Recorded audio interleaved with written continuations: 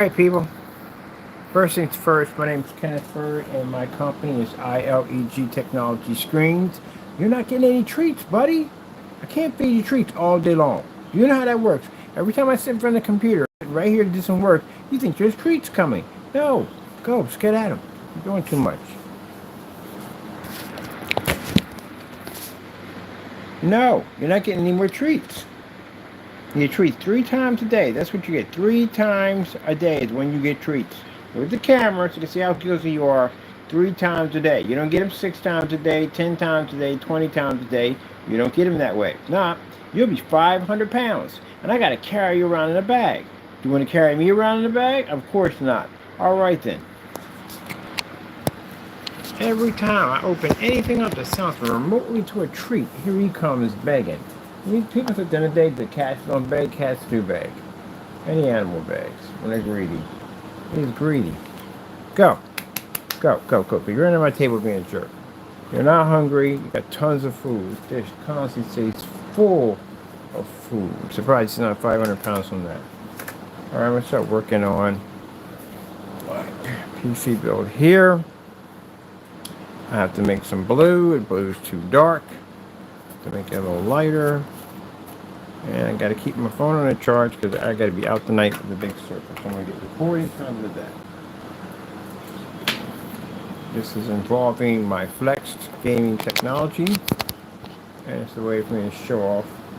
We're building an actual computer for this. And I had to find something that pretty much explained what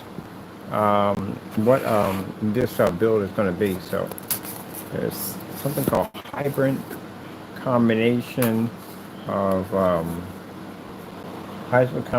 different elements. And the blue they have for this is way too dark, so we want to make it a little bit lighter.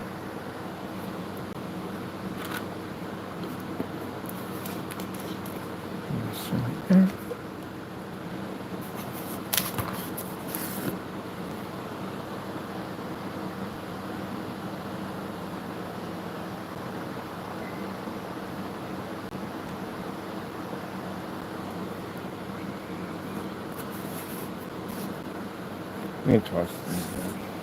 Here we go.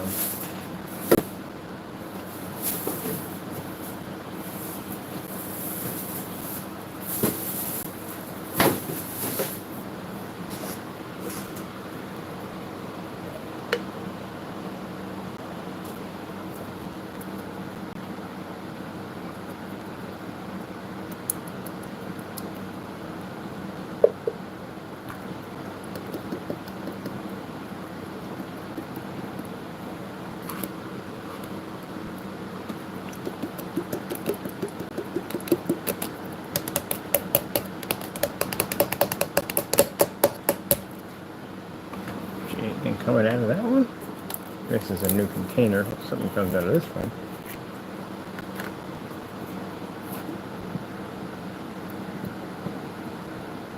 Oh, that's better. Alright, that's enough. I don't need much to do this job. So this one needs to, these ways are just empty, you know.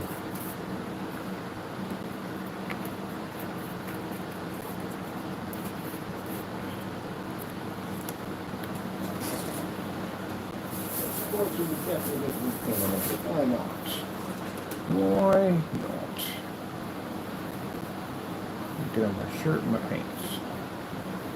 Did not go there. Alright. And we need some white paint.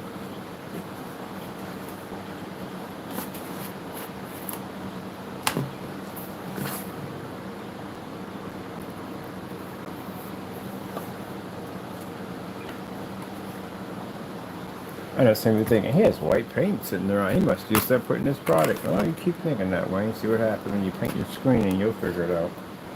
Oh, let me see. White paint we use, I paint a lot of PCs. I do PC builds. So I need white paint. I customize my own colors.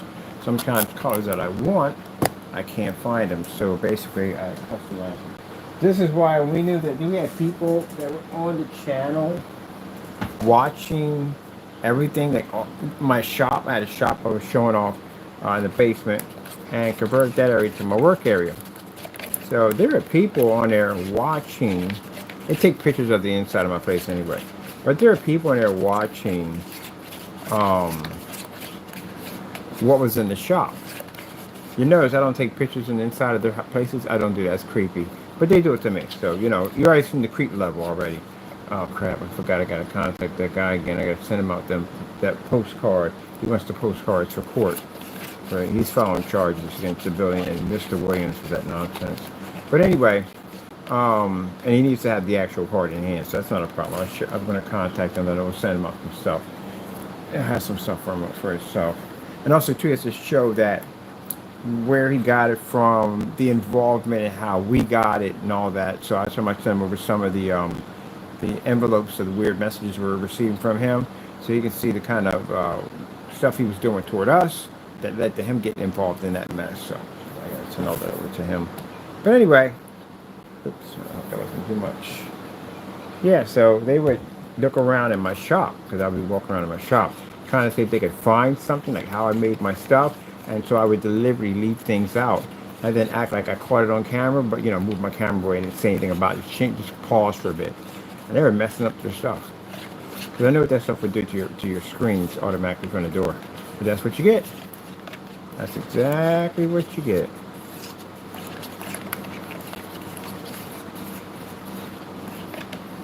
Got a nice little blue color to that.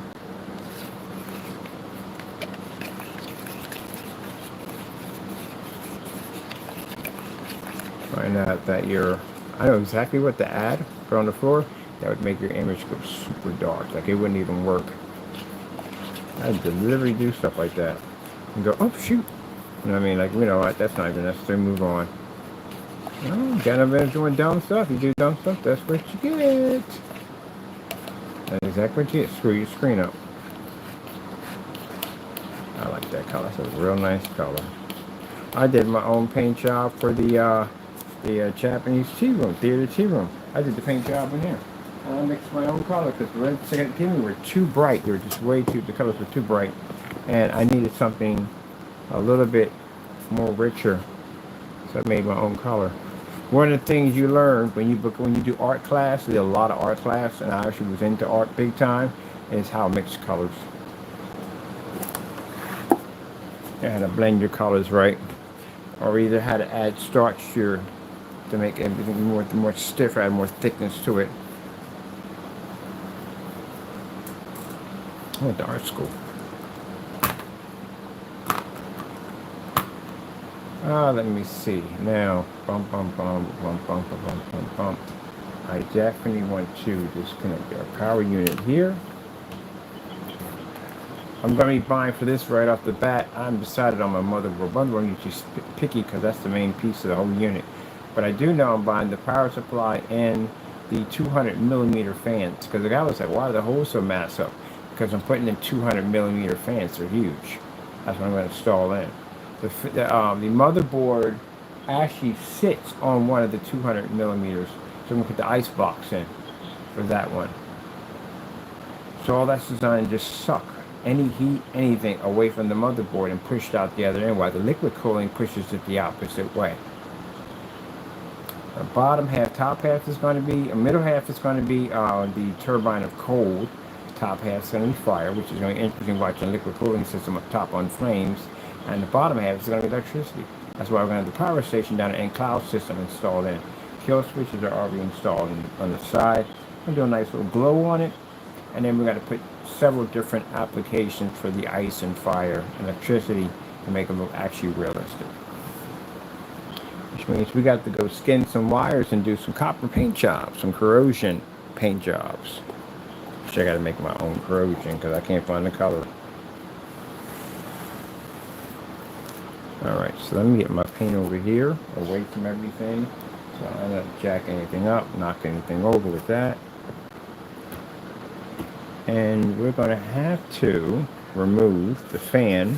I put it up there for the time being just to give me an idea of what I'm going to be doing, but I have to remove the fan. It's only lightly glued up there, hopefully. Hopefully we can do a good job of it. We usually do. There we go. Pop that right off like so. Because we have to paint the inside of that white. When the fans trigger off, you're going to be able to see right through it. And you'll be able to see that it's black in it. I had no idea how that would work if you got an ice turbine engine on top of your motherboard. So I don't know how that would work. So I need to make that all white in there. And over there.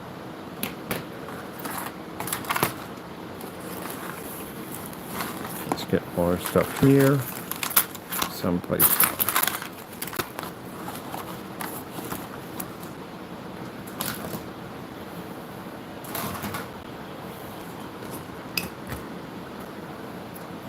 I had thought about all this stuff when I was out there at nighttime doing the demonstrations. I definitely want to do some football, sports, movies.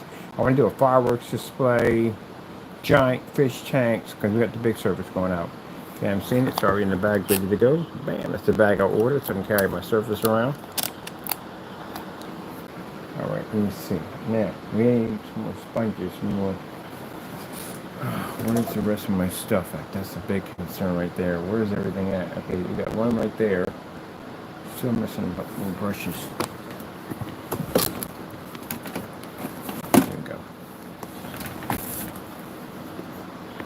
And then the big project we have is the 235.1 projectors coming in. They're cheap. I got them for $67. They're going to expand from here to across here. And then we're going to run, this panel system allows me to reconnect panels at will. So we get the black panels that are in front, and then we can connect to them if we want, clear and different color ones if we want, as we go along. The two projectors in here will do a 235.1 that will fit. My buddy's going to bring in software so I can go in and I can basically marry them together. So we got one big image going all the way across. And we're going to run a connect system, which is going to be using the clear panels. That's going to allow you to use the AI that's going to talk through the whole entire thing for commercials. All that's all tests here. So that way we can bring clients in and show them how we can use ad tech to advertise their technology through glass. Soon we'll be showing off the cubes. We got these advertising cubes. I actually posted them. We're going to have them pretty soon. But before we can do the advertising cube, we need to see if ad tech can actually, how much light ad tech can absorb in. And it can absorb in a ton of light. So happy about that right there. So this is the part where I put on headsets and listen to some good old-fashioned music, because this is going to be a bit of a crazy paint job. And I got this song called Sweet Home Alabama, I think, playing in the back of my head right now. Yeah, it's in there. All right, so what I want to do is I'm going to change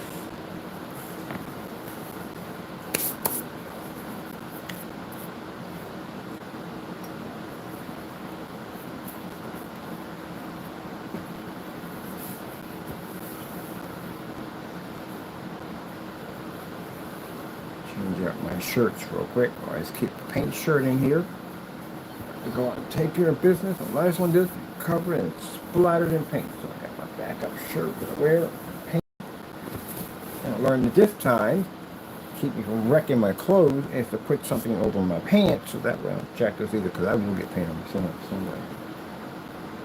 I won't get paint on me this time. Paint will be on like, I just got these. Alright, that's cool. I'm ready. And hit 6.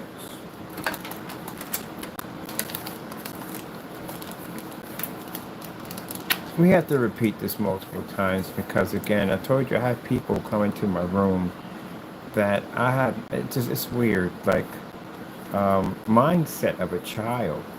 I don't understand. I can never be that way, but when I do these videos go in different places. They go to, I forgot to go to Google account. I got to update. They go to our Google accounts. They go to Facebook. I got another site called Cardboard PC Kingdom. They go over there. So they go in different multiple locations. But for some reason, they feel like they're like the person that in a rock concert, that when a person's singing, he's singing to the whole crowd of people, but they got that, they feel he's singing specially to them. That's kind of how you act when you get on here and you pop in and off. You think I'm specially talking to you. I'm not talking to you. I'm talking to everybody. Right? You get people like that. They do that in classrooms and stuff like that. They just feel that it's all toward them. They'll black out everybody around them. It's just toward them. Did I just get in your head rent free? Sorry about that. I gotta have it doing that. All right, let's go over here. So when I talk to everybody. People are going to be watching the video later on. People are going to be watching it on Google and different where this video goes to. That's why I speak to everybody. It's not just you. We got to say that because we have people that literally pop in and out of the room, and they do it in this childlike behavior because they want to make it seem like I'm talking to them only, and they're just ignoring me. Come in, ignore me. No, these videos are for everybody. All right, not just you, but thank you for coming in. But it's for everybody. Where's my phone at? Gee whiz Louise, man. All right, we got to charge the phone. Man, phone's at freaking 16%. What the freak am I running on the phone? Get the phone charged up. We got to be out tonight. Can't be having that. That's not gonna work. I'm thinking I'm at like a 50%. How the frick do you do that much phone time? Please do not get into fight with the phone.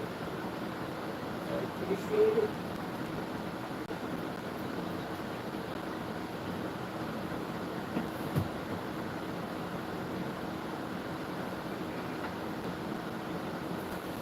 Don't fight my phone.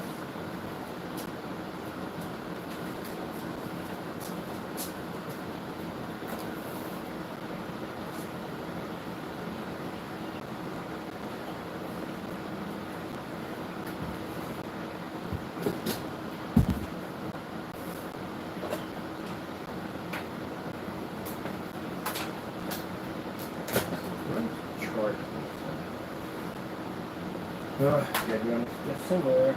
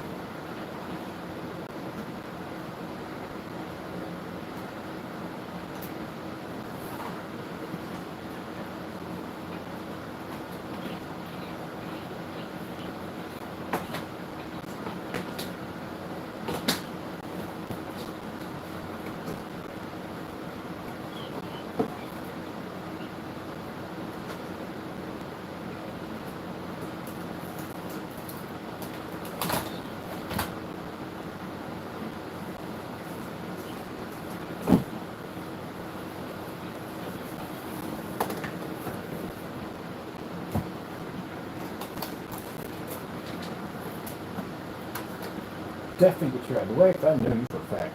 You look like you're about to fall over and get mess my stuff up. Just got the table all cleaned off. Definitely paint splattered all over it. Alright, let me see. The microphone hooked up on this side? I'll get on this side. Okay, cool. I'm so used to my PC.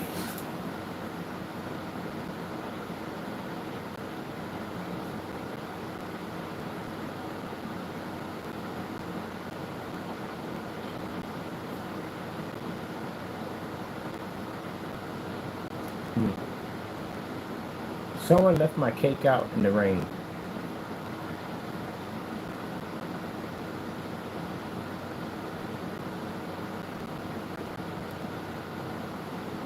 Man, I remember 2 of my PCs went down, and I needed to be online, and this is when I was building PCs like crazy. I had parts literally all over the place, just parts and stuff. And I had no case, nothing, just a whole bunch of parts. I built a PC out of parts and stacked them all together and went online. Literally, motherboard over here, power supply over here, RAM, the whole 9 yards. Put the whole thing, pieces of it, just put a big box and just put everything in it. Try to separate the best way I could. Put a fan, cut a fan in the box, and just was running air in it to keep everything nice and cool. And hooked up a keyboard, mouse, and went online. Just set of parts.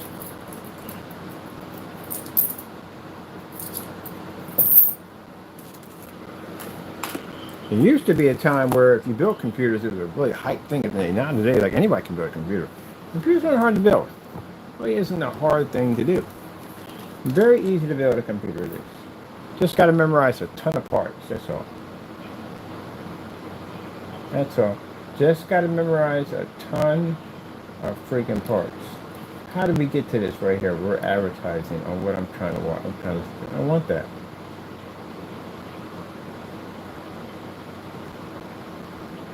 Some people get mad at other people because they build and they don't. Learn it. Good gracious. Don't waste time getting mad at people. Learn to build. So all you got to do is learn how to build. It's not that hard. Really easy to do. Just got to memorize a ton of parts. That's all. Got to know how to repair all those parts. Pretty much just pull out and play most of the time. Just a memory. That's all. Listen to some Dinah Summers. Someone left my cake out in the rain. I want to do this on a different level because I got to stand up for this one, Bird. We ain't sitting down for this. Let's put that there. Turn that inside white. It's probably going to take 2 or 3 coats. This is wheat paint.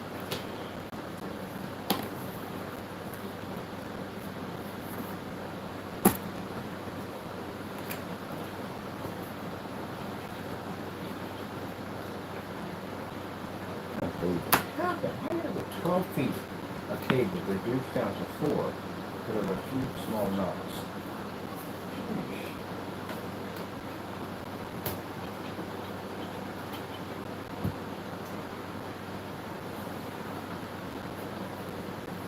I literally have to explain that theory every single time I get on here. It doesn't bother me. It shows me at the end of the day attention span of some people. Which is quite weird if they especially operate heavy equipment.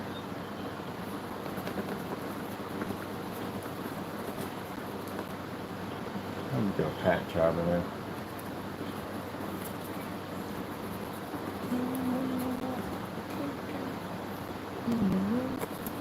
Remember, my sister bought this on a 45 back in the day. 45. And the 45s are popular. Everybody's getting those little rings that you can snap those adapters in. So you can play them on your record player.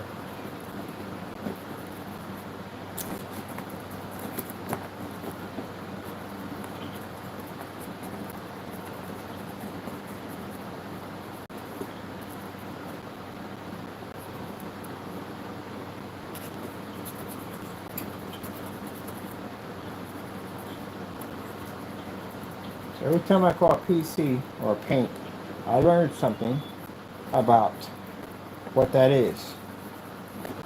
We just don't write stuff down for the sake of writing stuff down. We research everything because we want to know exactly what that meaning stands for, just in case if it ever comes up and says, hey, do you know what that meaning stands for? Yes, I do. I did the research on it.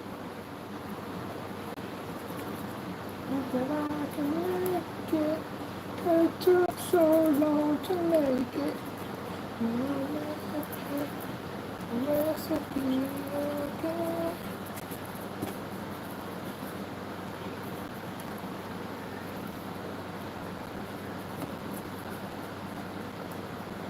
I'm just doing a nice pat job. Whoop, watch it. New pants, and let's check them up.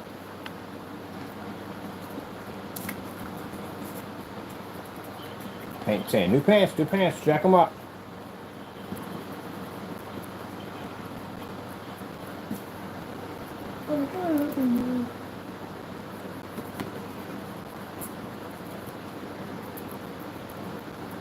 Well, we have a busy day, don't we? Gotta be out, gotta record early in the morning, and then we gotta be back out again, night recording. Everybody's like, man, you're just all over the place, aren't you? Gotta be. We're gonna be talking, you gotta back it up. And if you sit there and say your technology is weatherproof, man, you better have a ton of demonstrations on this. Different size screens, different types of projectors, different types of material. Gotta have all that. Don't be just saying your stuff is weatherproof. They don't work that way. Gotta get out there and get that work done. You got places like Goose Screen, those companies, they got a ton of videos showing their products outside in different environments. So how are we going to compete With a company like that, first things first, you have to compete with them. So how are you going to compete with a company like that if you don't do half the stuff that they do? You only got like 1, 2 demonstrations, that's it. And you're going to say, oh, it's automatically weatherproof. Oh, heck no. Got to be out rainstorms, snowstorms. You're going to be in all that. You're going to be out in the cold because how's your screen may react? Do you have any idea what happens to vinyl screens? What happens to a vinyl screen in the wintertime? They have a completely different reaction.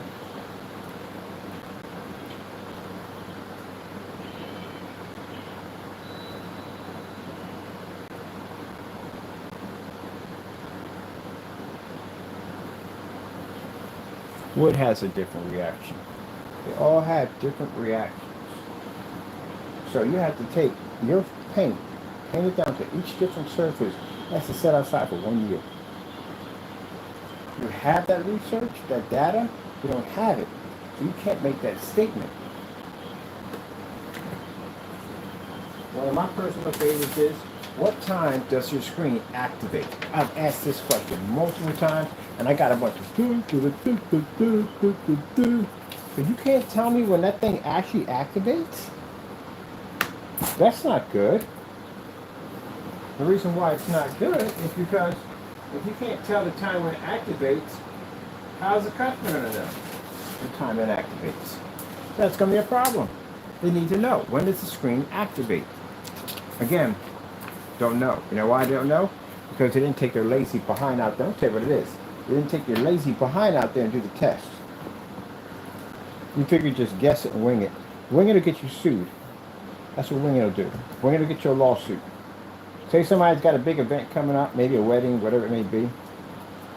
They're using your screen for a memory screen. To show off all the good times and everything they had. And they can't get the screen to work. Why can't they get the screen to work? Because it won't fire up. Because you didn't know what time of the day the screen had the trigger. Because you lied on your specifications instead of going out and doing the work. And you could have ruined somebody's special day. And man, courts don't look too nicely around that kind of stuff at the end of the day. That's something you have to plan for parties and events and stuff like that. So you better know that that stuff activates and what time it activates, what type of projectors may be needed. If you don't have the technology we have, not every screen's going to pull up at that particular time in the day. So you're going to have to be able to say, hey, look, okay, if you're outside with, I'd say roughly 6 o'clock, you're going to need this such and so projector. You're going to have this many lumens in order to fire up to see the screen.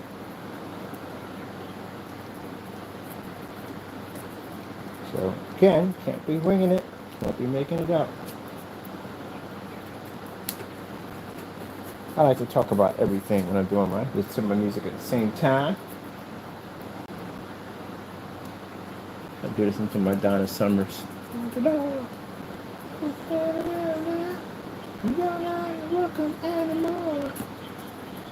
Yeah, you gotta make that. You gotta be able to know when your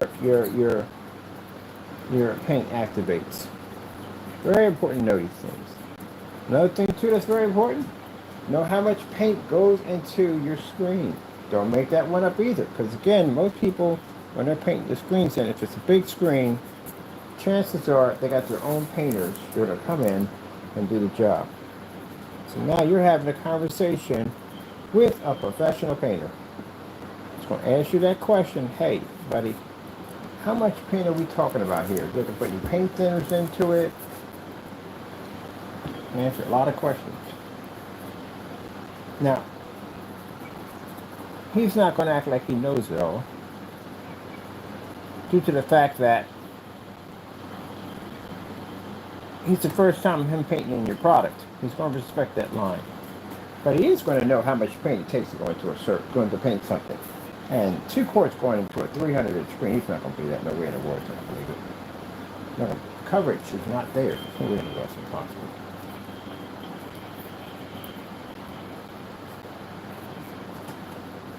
Coverage is just not there to cover. That's be some magic paint, boy.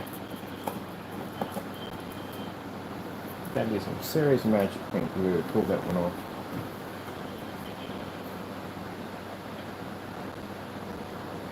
Gloria, I think they got your number.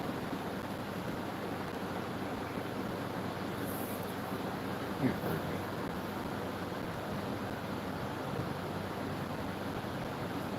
Gloria, I think they got your number, this song.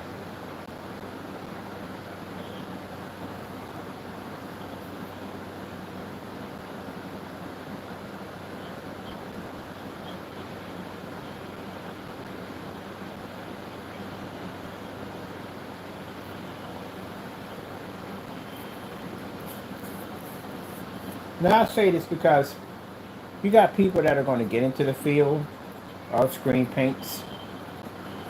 Go to our blacklist. Do not follow anything those jokers did, because the outcome of their business did not go well. Business was not successful, didn't take off well, crashed and burned on the way in. It's like watching the Hindenburg filled with nitroglycerin.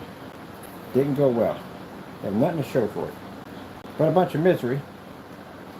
Do it right. Don't cut corners. Master your craft. Then you go on and you take on other screens. These people are biting off more than they can chew. Do not lie on specification sheets. Easy lawsuit. Automatically, and claim you can't back up, you'll get yourself in trouble for it. You know, when you sit there and make a claim, you absorb sunlight. You have any idea how much testing involved in that? You have to be up there every single day. So you can't do it one time. You got to be up there multiple times. Multiple types of projectors. You have to be. And the lower the projector, the better you can prove that claim. That's why you see all these videos popping up over and over. Outside, outside, outside, outside, outside. Yeah, it's a lot of work. Got to do it. If you want to fake it, you ain't going to make it. That's how it works.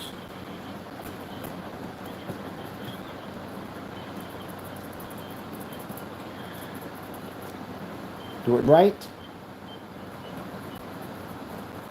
That's how you do it. Do it right. Don't fake it.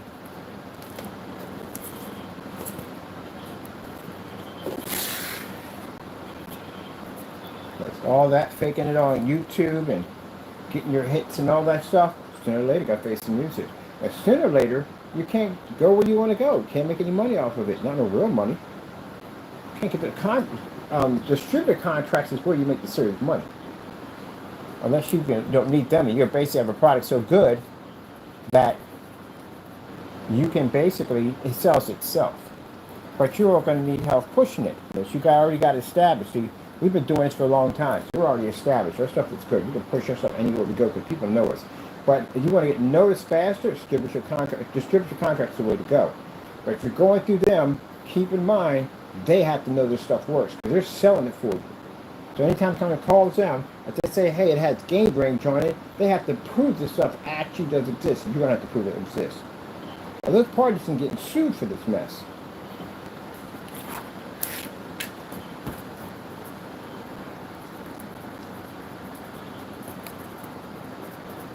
So that's why when he made that product, it wasn't going anywhere. It was just something he was doing to hype up, to try to make me just shut down or go out of business or whatever.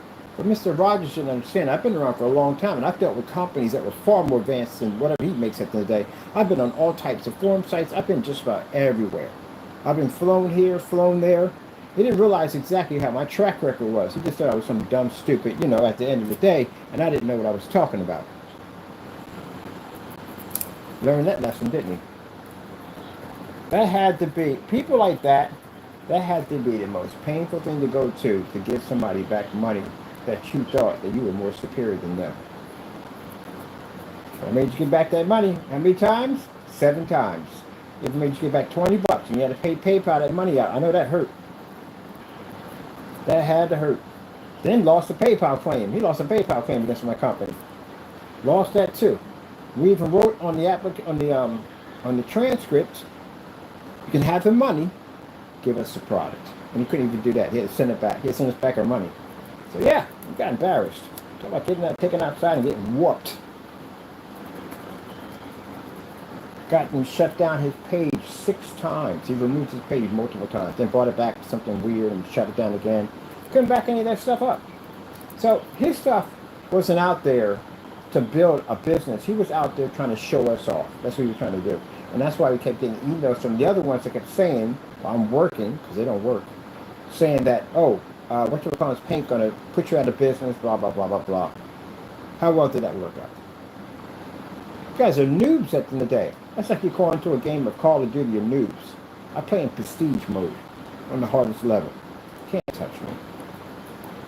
I got too much experience, too much knowledge, been here in too many places. I'm a veteran in the field. You guys are beginners, you don't know much. And even the one that's been there the longest still doesn't know much. That's why it didn't last that long. Because you didn't do things by the book. You did things to cut corners, to rip people off. Now his story was, he was in the, when he first started off, he was actually making paints to help people, you know, get better theater systems. That's how he did start off, to be honest and truthful.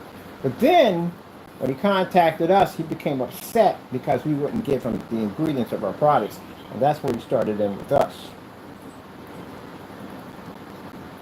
You waste 5 years of your life trying to get something that you can't obtain, and you never could obtain, to be me. To end up in a situation now that you done lost your freedom, and God knows whatever you have left over financially. So, no, it didn't go well. It never does. In any story you watch, it never goes well.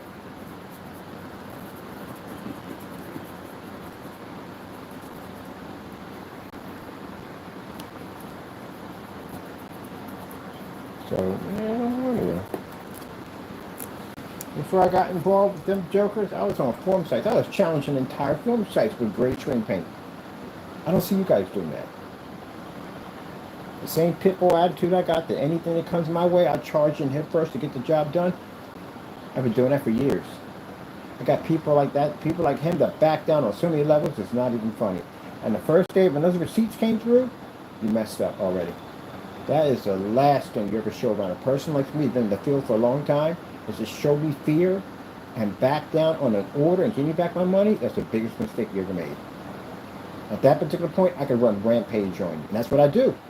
I put you on blast. I literally know that you can't test this stuff out. You don't have any confidence. I will send stuff to your address and say, look, I need you to do this on YouTube. I need you to put that on YouTube. I put the tracking numbers out so everybody can see it. Put you on blast. Can't back your product up.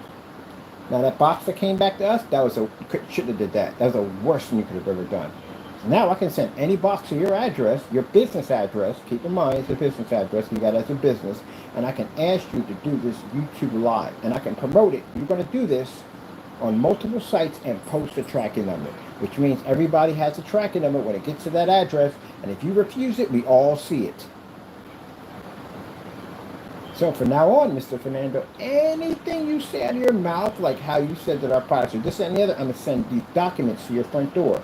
And those documents will state that whatever you said out of your mouth on YouTube, that you're willing to back it up in court. If you don't sign it, then guess what that means? You lied. If you lied, that means lawsuits. That's how we're going to treat you from now on until we get up here, until we get this all set up in court or wherever we get to that front door to get this mess taken care of. And keep you busy. Since you want to talk a lot, then, you know, hey. Now, you said you did that challenge, right?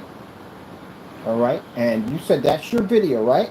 So a document's coming to your door for you to go in court, for you to testify that the image that you took, which is our image, when you claimed it to be yours, is actually your image.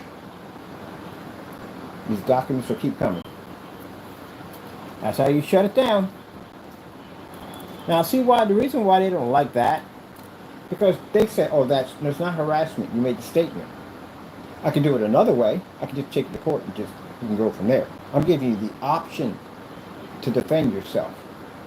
So if you make a statement about a company, claim it's something that belongs to them and yours, they can just take it to court and just take you out. But we're giving you the option. So if you say it's yours, then you should have no problem signing the document. What's the problem? The problem is it's not his. He knows it's not his. We all know it's not his, but let's entertain it. I mean, you're not going anywhere, quite frankly, so might as well entertain it, right? And then you'll learn a valuable lesson that don't say things out of your mouth that you can't back up. Now, if he feels at the end of the day, what's the consequences for not signing the document? We'll sue you. And you get enough of those defamations on you, then they start carrying prison time. Doesn't look good on any other previous charges you have coming up either. So we'll just send some more stuff to his house, that's all. Apartment.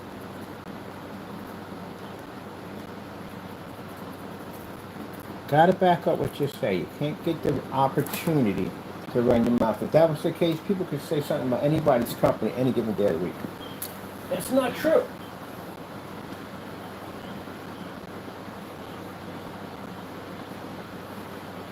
But I tell you one thing, he is going to do that test. He's going to finish that test. I don't like when people do things halfway. I can't stand it. Drives me nuts. And he did that network grade 773 halfway. We did 3 paints. You only did 1. You're going to do the other 2. I'm setting up some Sherwin-Williams for a test that he needs to do on the, we did the Metallica and we did the personal mix. Now, just in case, if you decide to change the color of the personal mix order, we're sending the original ones up that we made off your video that you refused. Because that's what we made in the claim. We made the claim that all the paints match. So the paints we sent up there, will those paints match all the ones we charged for? So, since he refused it, he gave us the answer. Yes, they do. And if they didn't, he would have did the test. So, with that being said, I'm sending up your personal mix. We're going to put the hybrid. Might as well call it the hybrid, because that's what it all is. They're all the same thing anyway. Just call them the mega mixes. The mega mixes, that's what they're going to be called. Now, for him, he considers this to be harassment. No, Jamie, it's not harassment. If we take it to court and we sue you on this, that's not harassment. We give you a chance to back it up.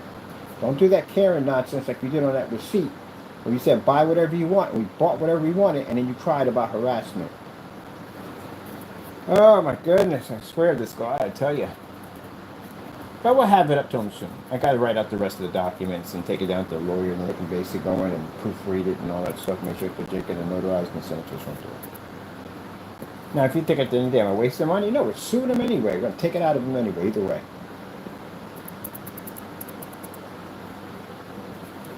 Doesn't make a difference. I want to show the judge that this guy, there's nothing but going to his YouTube channel and lie to people all day long.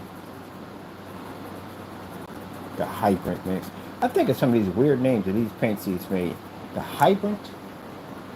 Hydrant's supposed to be some special paint he made. Then it was the personal mix was supposed to be his own personal blend. It was black and white paint. Bigger question. We're dumb enough to believe that one. I get that all the time. Every time I get in a forum site and I show that stuff, we're like, who was dumb enough to buy that paint? That's why I see a lot of his customers. So I'm going to pull their videos down. They're embarrassed. Even more embarrassing when he denied the paint to Randy Lecter. Not anymore now. And there are some that are upset and bitter and angry because they feel he ripped them off. But, you know.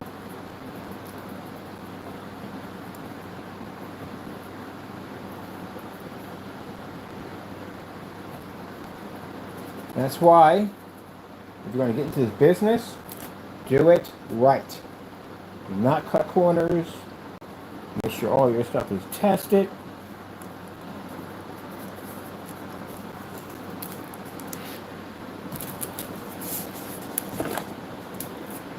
The shipping policy was so weak. He didn't even have an act of God. He didn't even know what an act of God was. How do you not put an act of God in a shipping policy? And that's bad. Because that means you're responsible for every storm that pops up on the face of the planet, and new people can blame you for it because there's no act of God in there. If my package gets delayed, they get lost, anything that happens, tornado, hurricane, whatever, you got to pay for that because there's no act of God. So when you do your whatchamacallit, you put in an act of God, because that means that if something pops up and you have no control over it, it's not your responsibility. That's why he went in, because he's lazy. He's a very lazy individual. I can see he's lazy. Went in and copied our entire shipping policy and put it on his page. Tried to. But the problem is that he couldn't honor the agreements. See, that's the one thing about it. What we have on the page, you can't honor. Because you don't do that to begin with. It would cost you too much money. You spent $60, get $60 on a product. He's not going to get much money for it. For him to do a new product and send it back, it's going to cost him money out of his own pocket. Because the profit he made didn't make enough money to cover the shipping and return. You got to make sure that when you're making a product, you have to be to cover that shipping and return fees. And he didn't add that in there. He didn't calculate that in there. So I knew he didn't know what he was doing. He sat there and he bragged on his used-to-be website and made the statement that he made a gross of $1,200. I made $1,200, so that sold 15. You didn't make $1,200, so you sold 15. You have to take out what it costs to make that at the end of the day. What's left over from what you take, shipping, and whatever, that's what you make. So I guess we know you didn't know what you were doing. Anyway, don't make those mistakes. Do your research, go to Project Essential, go to forums, learn about what you're doing, the product, the company that you're getting involved in. So that way you don't look like a complete idiot. Unless you enjoy looking like an idiot.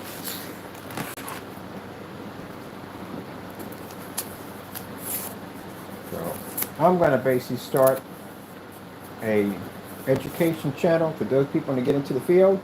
The do's and don'ts. And those guys are definitely going to be used as poster kids for the do's and don'ts of screen paint. And don't steal images off of Google. Don't do that. People do that sometimes. People were doing that on eBay for the longest time. They'll take a Google shot, take it, claim that they have it in inventory and don't have it because they didn't have the item itself. That's why AI should never be allowed to be used in any kind of advertising it, but for pictures, no. Because if you're buying something used, there's no way in the world it looks that good. They have to show actual real pictures. You can't show fake pictures. You don't know what you're getting at the end of the day.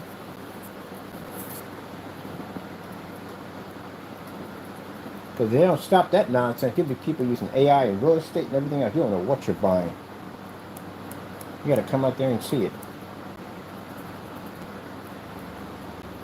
Looks like a fixer-upper, but it looks like a mansion. There's nothing wrong with it. Like, oh, heck no. Alright, let me get my fan in there. Because I got it padded right in there quite nicely. Yeah. Now, he thinks I say all this, again, because he's an emotional man. He's a very, very, very emotional man. He gets very upset. He gets very bitter. He'll be on his channel crying in a couple minutes. But anyway, he gets very emotional. It's being mentioned, and the reason why you're on that blacklist is because you went out and committed those crimes, did you not? Well, it is what it is. You got to take responsibility for your own actions. Be a man. Take responsibilities for your own actions. Somebody knew what I did back in the day, which I won't tell people. Did they know what I did back in the day? And they said something to me about it. Would I get mad about it? No, I did it. I'm a man. I take my responsibilities. I don't cry about it. When I was overweight, gained all that weight and got heavy, did I sit there and cry on camera about it? No. You called me fat? I was fat. Big deal. I lost the weight and moved on. You, on the other hand, you cried about it. Went to a whole fat shaming. Buddy boy, newsflash, you're fat. That's what it comes down to. See that big roll around your stomach? You are fat. That's what that comes down to. I see people wearing girdles. You see that man's girdle they put on? You can lose the weight just like that. I put in the bottom like, no, you're fat just like that.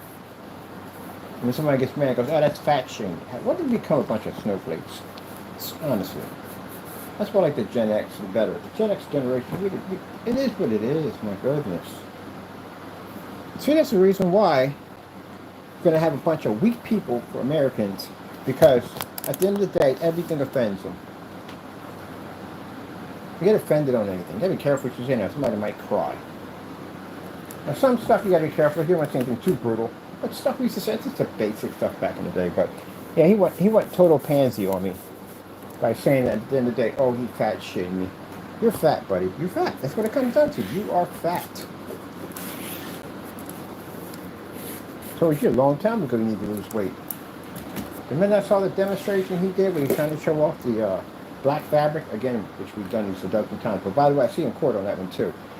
About the black fabric being the same thing as our product, and you want to lean down and I just watched that whole roll of freaking fat pull out from the shirt. I was like, oh my God.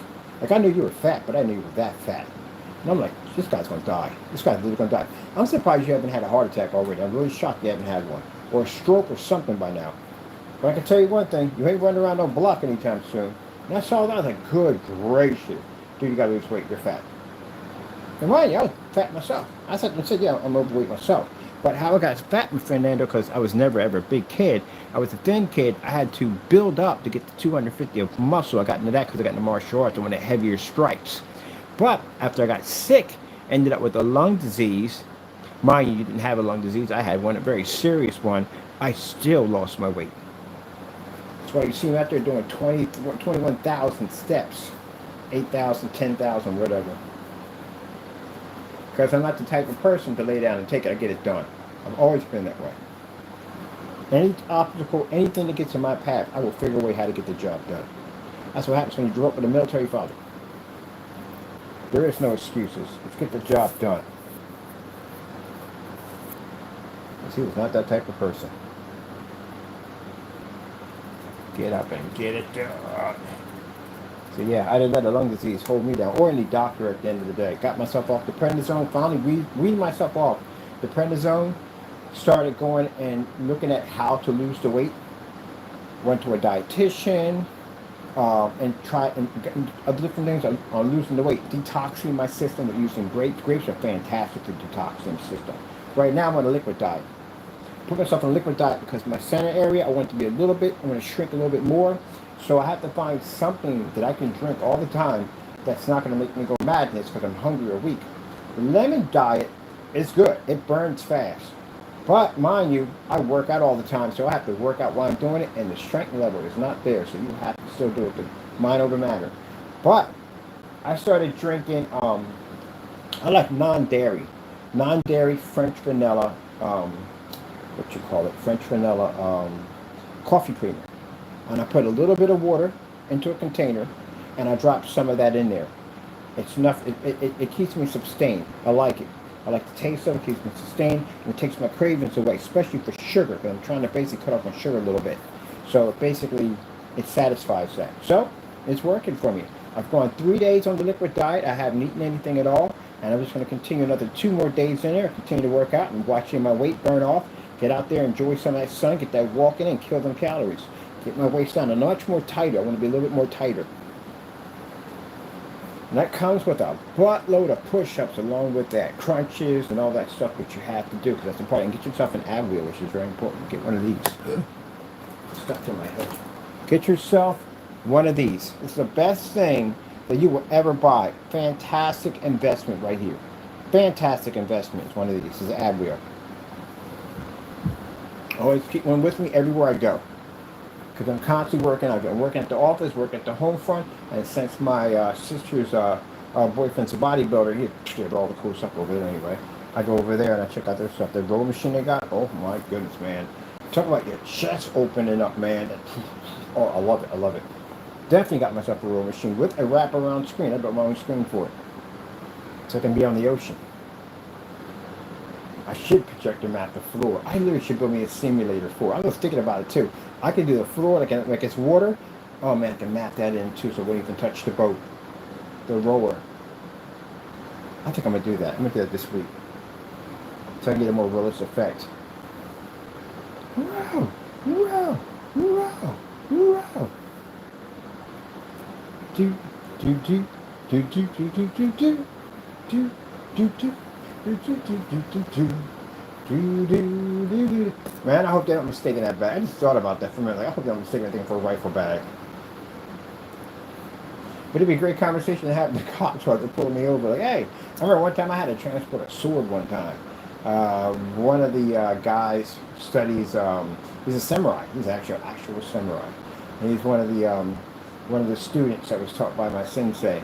And once you reach first degree black belt in Taekwondo, he has different series of forms of fighting styles that you can choose what you want. Some people don't stick with that, they take something else, some people take judo, whatever, blah, blah, blah. And if he doesn't know, he knows people at the end of the day that are trained in that field, and he can put you into that school free of charge. You don't pay anything at all, which I didn't pay anything for my training, I got it for free. So, when I got my first degree black belt, I was thinking I wanted to take up Tai Chi or Wing Chun. It wasn't for me. It wasn't. It wasn't for me. There's a lot of meditating, a lot of balance involved in it. It wasn't for me. I kind of like more upfront, brutal contact, like Hapkido, Jiu-Jitsu, and the other one I like Taekwondo, which I do love. I love throwing kicks. But now as you get older, your kicks don't go as much as high as they used to. You kind of keep them low at the end of the day, but that's still bring a lot of power with it. And I like Muay Thai. Freaking love it. The fighting with elbows and knees, because when I was taking a pop and keto and they fight with their knees and their elbow, oh my God, man, I freaking fell in love with it. And I was like, if I can find that with judo, oh my goodness, I'd have a ball with that. I would have a ball with it. I would have a ball with that. Close and tight. Close and tight. Close and tight. Hand over fist. Hand over fist. Hand over fist. Never swing out. Never swing out. You swing out, all this. Ta, ta, ta, ta, ta, ta, ta, ta, hit. You leave all that open. You leave that whole side, whole arm, all this, your armpit, your rib, all that's open. Your heart, your chest, solar plex, all that's open. They strike the side of your neck. They strike your Adam's apple, your temple, the bridge of your nose. Man, you have no idea how much damage you can inflict on yourself when you throw an outward punch. You keep it tight inside. You can have the inside block. Use your elbows, knife hands, all that. Keep it inside, keep it tight. Inside block, inside block. Open hand, fight.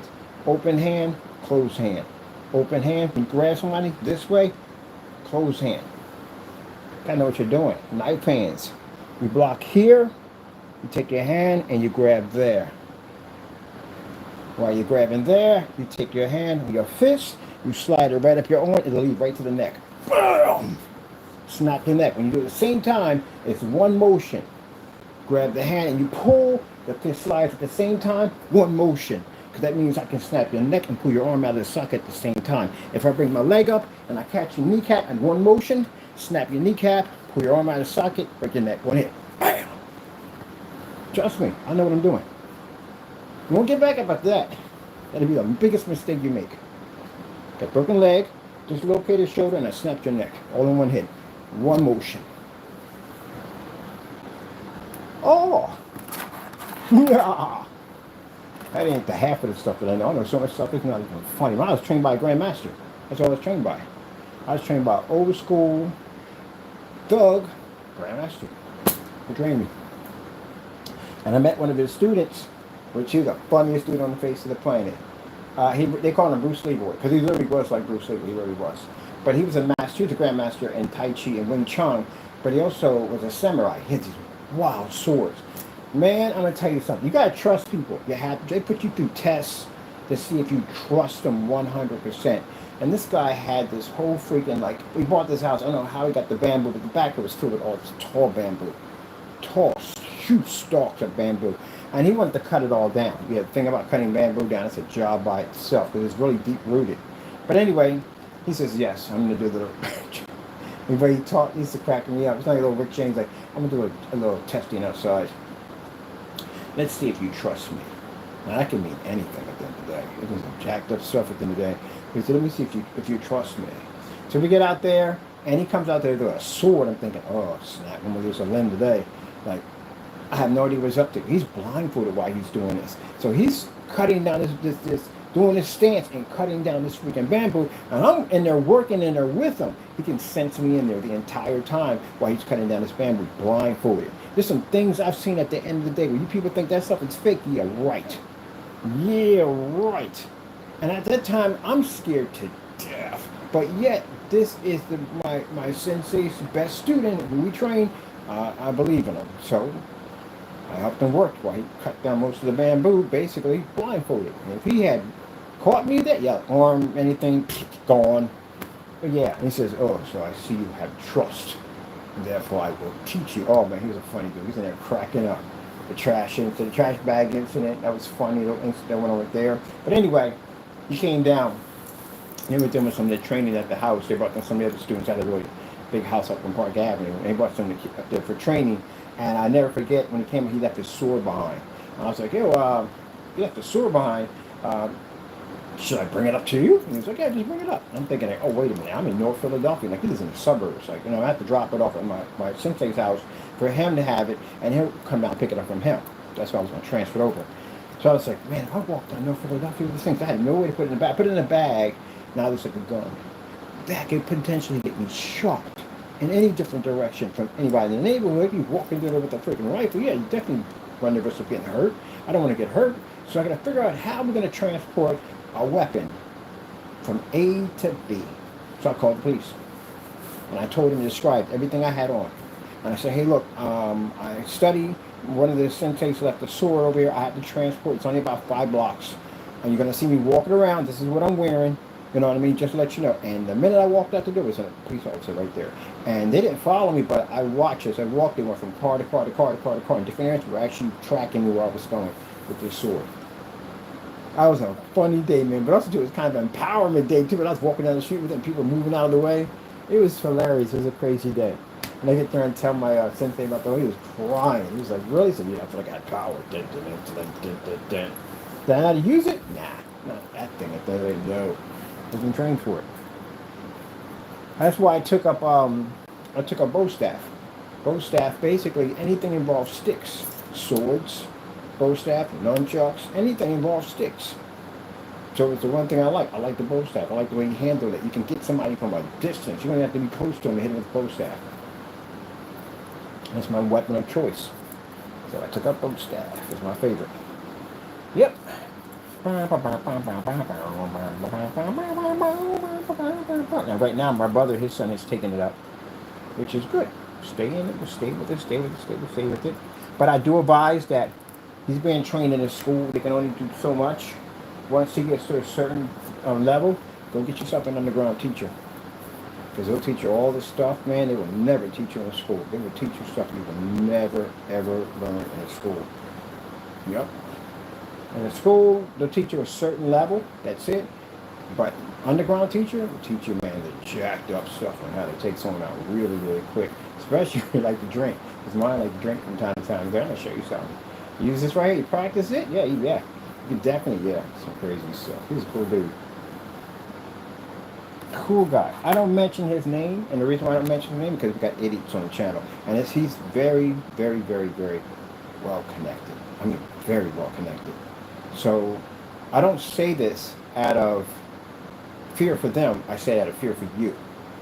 And these are people you don't play around with. They're not going to call you nothing. They will come to your house and come see you right away. They'll get you outside. I don't just put it this way. They're not the type of people to play with.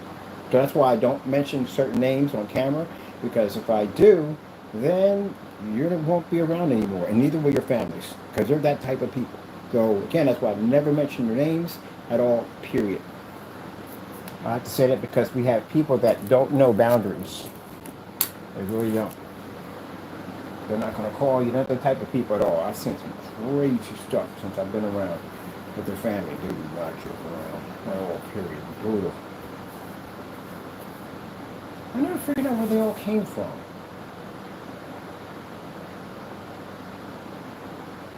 Oh yeah, I forgot they're down south. That's what they are. From down south. Yeah, there's a bunch of them. There were 5 of them. There were 5 in the original. They were all professional fighters. Every single one of them. They were all fighters. I thought it was just him at first, but all the rest of them. One of the brothers was a Golden Glove boxer. He was a champion. He was another person who was really good. it was something else. And those New York games back in the day, they had a lot of ties to those. Good money's an old dude. He was into all that stuff. Yep. That's why I don't mention their names. I don't mention their names in the day because these dumb dumbs will say something stupid and you just won't see them on YouTube anymore. I'm not responsible for anything. We couldn't care less what I said in the day. I remember they had these guys that came down, regrets. When I asked my sensei, I said, you ever regret training someone? There were actually 3 people he regretted training. I'm not going to mention their names either because I don't want them to come and kill me. I'm just going to leave it at that. Because I want to stay alive. That's as far as I'm going on that conversation. I know one thing. I know that when they finally got out, or one of them got out, that they came to go see him, and he canceled class for a month. We weren't allowed to be in there with him. So, yeah, unpredictable. They're unpredictable, and they're extremely brutal. They have no respect for human life. And he says the biggest mistake he made. Now, could they take him? Heck no. He's the original. They can't take him. But that's why we didn't have any classes or anything like that. You can't just walk up and say, hey, guys, so you get hurt. They were just different. They were very, very, what you call ultra-violent human beings. You're just going to walk up and say, hey, buddy, you'll get hurt. They'll mess you up. Just for a second, just looking at them or any way whatsoever. I don't know what kind of complex God this what they had. But that's just how they felt in the day. But you don't have the right to be in their around their what they don't have none of that. Put it away. There's some people in this world that really feel that you do not have the right to be within their circle or even look in their direction. They consider it to be an automatic threat. Because there's no base, by the way. And they made Psycho look like Disney World. You can see there was something else. So I heard there was something else. But yeah, they were down for a bit and then they left. They went. Guess where they're at? Well, can't say it either.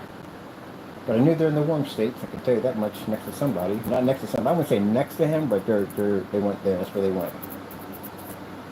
And we were allowed to come back to class. And all I seen was him just going, whew, I am so glad they're gone. I've never heard him ever say that ever. Even his family couldn't be there. His family had to leave. There are just some people you make mistakes. Everybody has that. And there are some soldiers that should not be soldiers. They shouldn't be. I don't know how people pass psychiatric tests. Maybe they do. I don't know how. But yeah, there's some people that just should not be soldiers. I got my inside grayed out real nice, so that's good on that. Did I get anything on me? Nothing. Oh, thank goodness. Always there's something on me. That's be grayed out because we have to put a powder blue in there, and the powder blue's not going to take it to the box. So we have to do it that way, which I'm kind of curious how we take on the outside, which I'm about to run an experiment right now. But yeah, it was cool. That's how I learned to eat the chopsticks and all that stuff, because we would go to his house. I mean, he was a thug at the end of the day, but he was into tradition like crazy, man. Like, you would think you were just walking into Korea when you walked into his place. He spoke and actually spoke and read in Korean. He was into it, man. And we sat there with no chairs or nothing. These small little tables, and there was no silver, all chopsticks they had in there for eating. I'm like, we ain't got a spoon or fork. He said, oh, yeah, you got. We don't eat with chopsticks up in here. That's how I learned to eat with chopsticks. I can learn everything. That's how I learned all that stuff from him. He taught us the tradition and everything about it, the history and all that, and everything about it. But all that whole thing about respect and no. This whole thing is the thing. You got a problem, you take it out. I couldn't care less about that whole tradition thing about respect. No, take it out. Live in the hood. What are you going to be going to battle something like, oh, take them out. So you got a problem with them? You got a problem? Contact me. I'll come down there. We'll take care of it. He was that type of person. But other than that, yeah, he taught us the history and everything. You should know all this stuff. Anyway, it's pretty cool. It's nice. One day I try to find if I can track the family down. It's kind of really nice people. I found this kind of interesting that usually the kids don't want to learn it. Sometimes they do, but majority, some of them don't want to learn it. He says, I was asking him, how come you never taught your kids? And they joke around too much. I just didn't bother at all. He taught everybody else to do it. If they could rumble, they could fight. They could rumble. They could rumble. They were fighters. They had it in their blood. They were fighters. They were all fighters. The whole family were all fighters. They had it in their blood. They were fighters. They were rumble. In a hot second, they were rumble. They were fighters. All of them had that. He says, no point in you learning any form of fighting skills if you don't have the heart to match it. Like a tank shooting blanks. A big old powerful tank, and it just shoots these little tiny bullets. Got no heart. You need heart. You can have the smartest fighter in the world, and he would kick the crap out of you because he got that heart. That's the thing that we ever watch Goodfellas. You know, Pesci. He's a short dude at the end of the day, but they said the thing about him was he wouldn't stop. He keep coming back and keep coming back. No matter what, he keep coming back. That's a dangerous person. He has no boundaries, nothing whatsoever. He's a dangerous person. No fear whatsoever. Yep, you come back this, we'll come back with this. We'll come back this, we'll come back this. Come back, he just don't quit. You'll have to take him out. This is interesting. I used to watch a lot of those. I don't even watch this anymore. I don't watch any more of the mafia movies anymore. I used to watch a lot. I like the ones from the UK. UK has really good ones too. Really good mafia movies in the UK. And yeah, especially the UK has some good ones, and any form of import movies, they have really good ones too. Like those. And it's always the same thing. It's always the same story. You know, the guy starts off with pretty much next to nothing, starts doing some little errands at the end of the day, rise up in rank, becomes a guy, you know, doing a little business on a corner. Next, you know, gets his own hustle, because you really start making money when you get your own hustle. And he gets his own hustle. Then he starts making money at that. And then they see how well he's making money for them. And then he rises up in rank again. And now he's got a little organization. He's running he's running the hustle itself, a whole little organization. So other organizations involved with bigger connections. And most likely something bad happens, and they poof. I watch it mostly in every movie. That's what the guy sat there and said. Was the guy who comes on, and he was a big time mafia boss. And I'm like, you live to be as long as I am. He said, man, you done good. But you know, it's no difference. It's no difference in I would say you would have a better chance of being a mafia boss than you had of being a king. Much better chance. Everybody's out to get you as a king. If they weren't out to poison you, they were out to betray you in some way whatsoever, especially if you had sons and they were in line to get the heir of the throne. There was a good, possibly high chance that they were going to definitely take you out. Even you had to worry about the army. The army would turn on you in a hot second too. So the guy's next in line to become king. And the king's a little older. Unless there's a respect line there, a high respect line, that's the only thing that's probably keeping him alive. But that son could come up to one of the generals. And mind you, this is risky, because the general is very loyal to the king. He could basically go in and commit treason against the son, and they'll hang him or behead him or whatever the heck they do back then. They're going to do to him. But if he's able to convince the army that, hey, look, when I'm in king, I'm going to make sure that you are paid beyond belief. Blah, blah, blah, blah, blah. But then on top of that, the general would have to trust the son if he's actually going to do this. Because then he could turn on him and say he committed treason and have him put to death. A whole lot of stuff going back. It was a soap operas of backstabbing, man. I did watch the whole entire documentary on the rise and fall of the Roman Empire. It was insane how much backstabbing went on. But these deals went on. Next in line of power, let's get rid of him. I'll put you in power. I'll give you the rank that you deserve. Then they turn around and they say, hey, he committed treason. He was going to take out my father, knowing he was involved, and get him executed. Because maybe somebody else whispered in his ear. Could have been a woman that whispered in his ear and said, hey, look, my husband is so-and-so and so. He's next in ranking. I want him to be top. I need you to take him. All kinds of stuff. You think the politicians they have now are awful? The politicians they had back then were ruthless. Look at Caesar. He stabbed Caesar to death. Even his best friend stabbed him to death in the middle of the streets. Et tu, Brute? My goodness, it's crazy. It was absolutely crazy. And then on top of that, when it came down to the kings, man, you were lucky if you had your position for a good 6 months. You were extremely lucky. There were some people out to poison. That's why they had taste testers. You were the taste tester You got a chance to eat some of the most exotic food on the face of the planet that the average person would have never touched, but you run the risk of dying. You would not touch that food unless you ate it first. The only person, technically, I would say that I would basically, the two people that you would think that would have the most power, person of the church, because they were big influences and control, and the jester. The jester had a lot of power. A lot of people don't realize that. There's two types of jesters. A lot of people don't realize that either. You see the jester that sits on the cards, with the big old hat with the bells on the end, where the tight little outfits and stuff, those tricks are falling over and all that stuff. That's a town jester. That's a jester within the town square. When it's to pelt food at. The jester that for the king was different. He was dressed like a nobleman. He told jokes and made crack jokes. He was well-to-do. The king gave him land. The king gave him money because he kept the king happy at the end of the day. He was dressed differently. He was also very well-educated and extremely smart. Best education in everything. Because he made the king laugh. But his job was also risky too. Because if he couldn't keep the king happy, then he was gone. They'd have to get rid of him and get somebody else. But yeah, he had a lot of power and he had a lot of influence because he could get close to the king and he could tell him things and whisper things in his ear and get him to believe anything he wanted to believe. The person of the church had power too. He had power because again, the king came to him for guidance sometimes. He had power. There you go. He could even have his wife put to death. They had power. Of course, you got told you what power you had. So it's interesting. I found that kind of interesting. Now there's one king, I can't remember his name, I gotta dig him up. He was ruthless. He wiped his entire family out. The bloodline and the men, he had them all put to death. The boys, everything. Killed them all of them, the whole family. Wiped them all out. So that way they couldn't get him at the end, and then he could still remain in power. Yeah.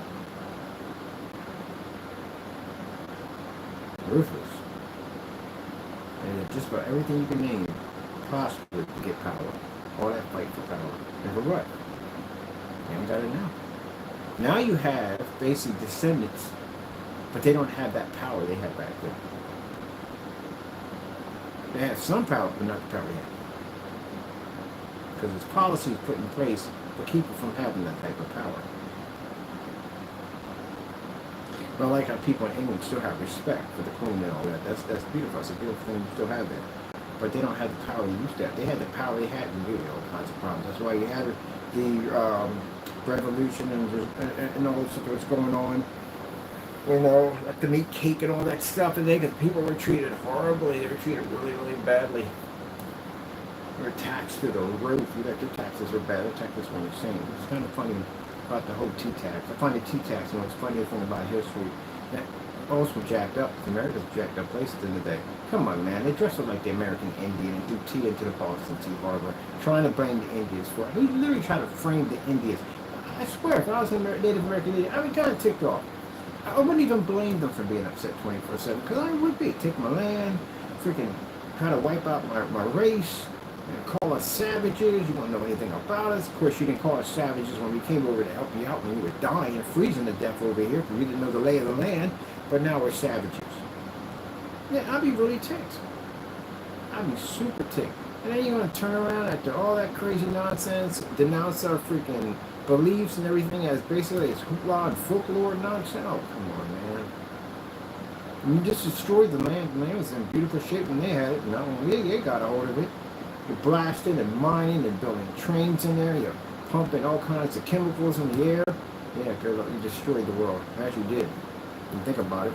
All that coal and fossil fuel is pumping into the system. Not that much, the industrial area. They're building all those factories and mass producing all that came to cost. And now today you're worrying about global warming. You destroyed that a long time ago. We're in the area of the cow that broke the camel's back. That's where we're at. And anything could set it off. We did that damage a long time ago. Then you had the 80s with the aerosol cans and all that guilty of George over here. Because I had a mohawk. And I sprayed that thing all the time. But imagine everybody with big hair, all that aerosol cans, and then the confetti and all that stuff. And people, oh yeah, it was aerosol cans. See, and we wrecked that a long time ago. And so now this generation, is now going through the result of what we did and what their ancestors did and so forth. I read that a long time. That ship sailed a long time ago. So that's why I find it interesting that people don't study history. Like, no, we're destroying it. We're destroying it out through cars with the gas. Man, we did that. We wrecked that a long time ago. That ship sailed a long time ago. And it sailed a long time ago. The industrial era, yeah, we wrecked that a long time ago.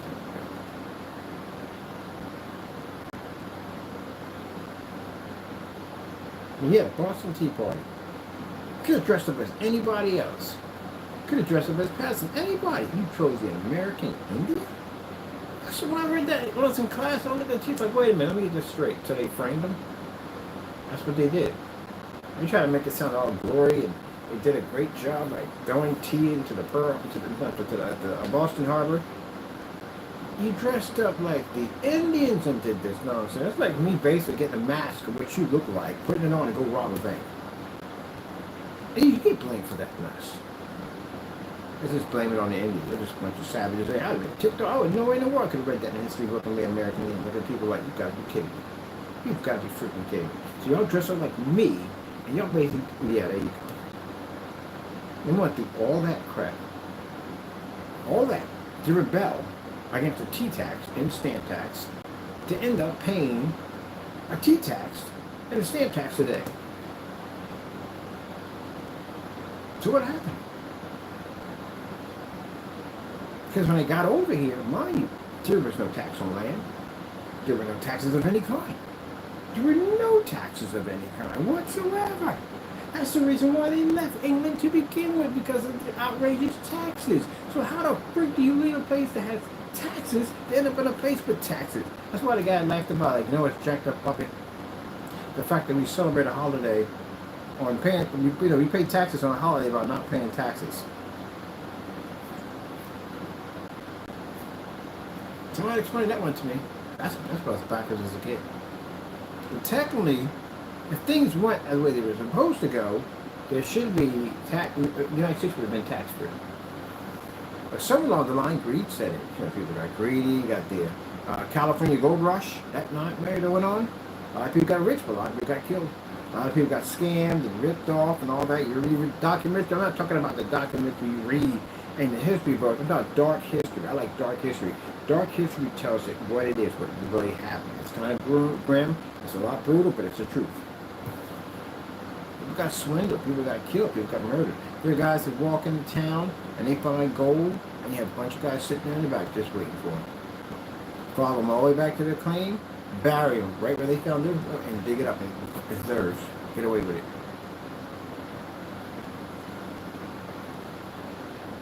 Yeah, some guys are really smart. Some of those guys act like they were crazy, like they're out of their mind at the end of the day. Oh, that's a crazy guy in the street. He didn't know what he was talking about. He's talking foolishness. But he had gold on him. They call it fool's gold too. Sometimes people plant fool's gold. Those were people that were running scams. The family would come all the way up from New York City to become pioneers of the land and thinking they're going to get rich. Now the first ones that came up got rich because that's when it was out there.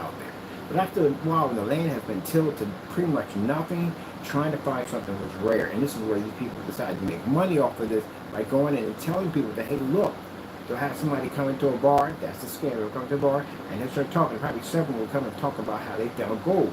Now, the piece of gold they pull out will be fool's gold. It's not real. It's fake. But they said they found this up at this hill and everything. That their wife is sick and they can't, whatever, some kind of crazy story. The wife is sick, whatever, and they can't do it. They're willing to sell it to you for a certain price. And you would sell everything you have just to get that to find out it's all fake. There's no go up there to begin with. Probably no go up there at all, period, and get ripped off. Some people would leave. They would leave, like I said, from New York City or wherever they're at, to come all the way down here, or Philadelphia, come all the way down here to get rich in the hopes of getting rich and striking it big. And find out they get down here and someone get murdered, get killed, they get robbed for their own stuff, you know what I mean? They may find something, got claim jumpers that'll come out there and kill you on your own claim. And some people got scammed. Or people came out there and they met somebody in the town and said, I know where you can find a good area to find gold. 100% guarantee you're going to find it. Because after a while, when they couldn't dig it up anymore, they were paying it in the lakes. They were finding it in lakes. There was that much gold out there. They were actually finding gold in the lakes. Now, did the Indians do anything with this? No. You know why? Because they didn't care. They didn't need all that. All that gold sat out there and they didn't touch it at all, period. Because they respected the land, that's why. Now look at it, destroyed it. Greed. It wasn't there to begin with, so you didn't need it. Greed. The Indians had it there all that time. They didn't dig up the land, they didn't destroy it, they respected everything about their environment, everything about it, respected it.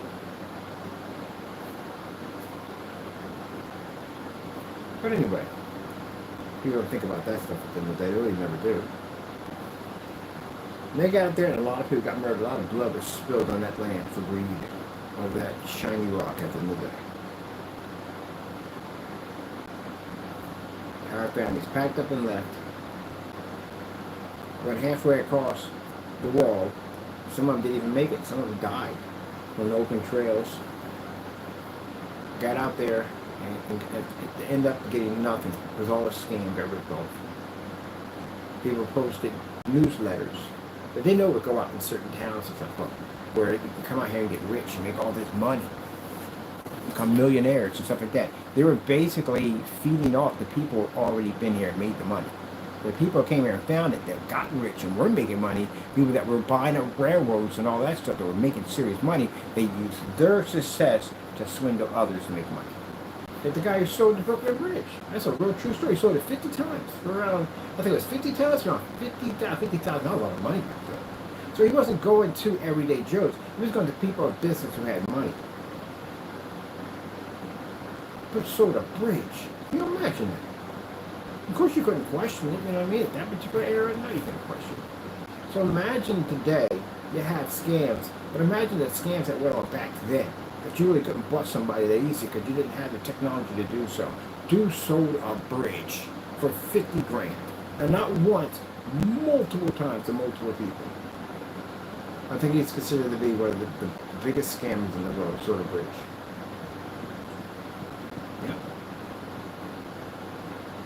Back then, a lot of people didn't have expensive suits, didn't have very nice clothes, you know. Only very select people had money. And you see a man come in, beautiful suit, shoes, you know what I mean, smoking the finest cigars, got money. That's all you see. You're not checking his potential, what he could be. He could just have that one suit. That's all he had. He just used that to get his money.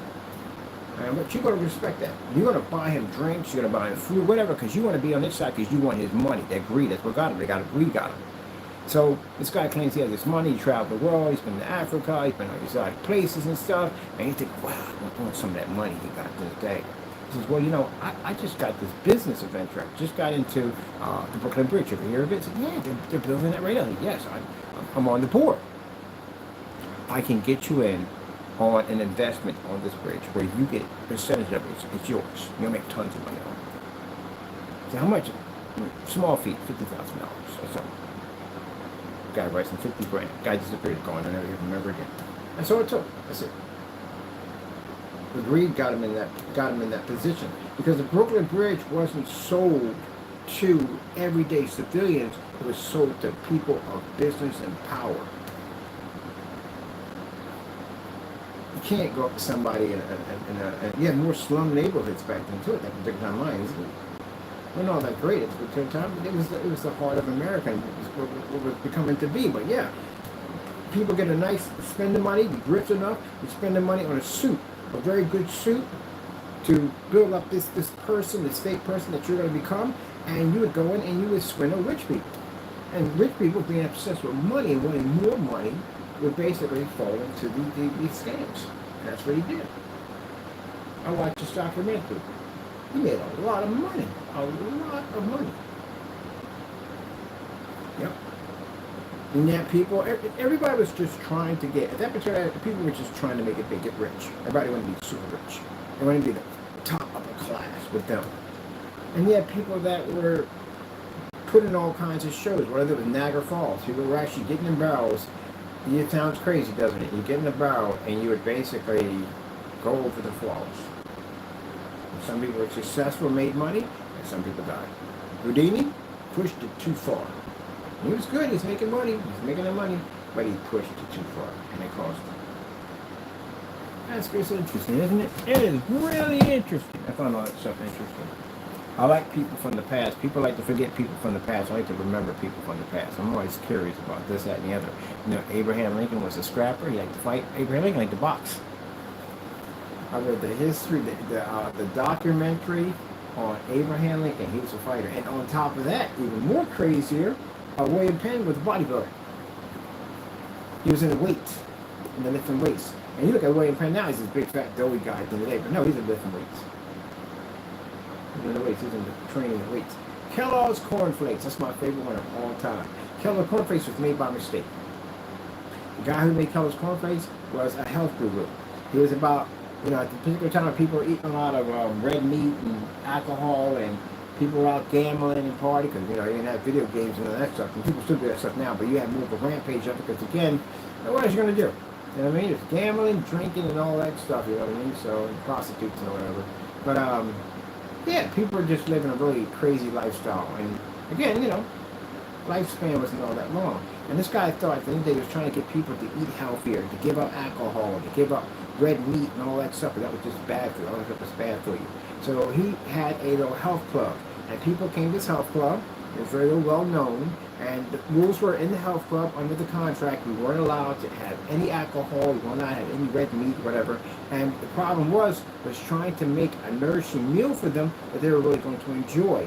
Because the food they had in there was just not all that appetizing, and people once in a while would sneak out to get alcohol or whatever, red meat or whatever they wanted in the day. And, you know, some would get penalized and some would basically be removed. But anyway, long story short, he came up with this idea for this he wanted a crunchy snack. And there was something happened, there was a mistake that was made, and it ended up being that. So what you're eating from Kellogg's was actually a mistake, it wasn't planned. And I don't know where milk came into the picture, but I don't know who did that. It had to be somebody, I don't know who did that, but eventually it became a cereal. Look it up. So Kellogg's Corn Flakes is an actual dude, not a box of cereal. And he's the guy who basically came up, invented Kellogg's Corn Flakes. Was made by mistake. History, people. That's what I love about history. To see how your things came to be.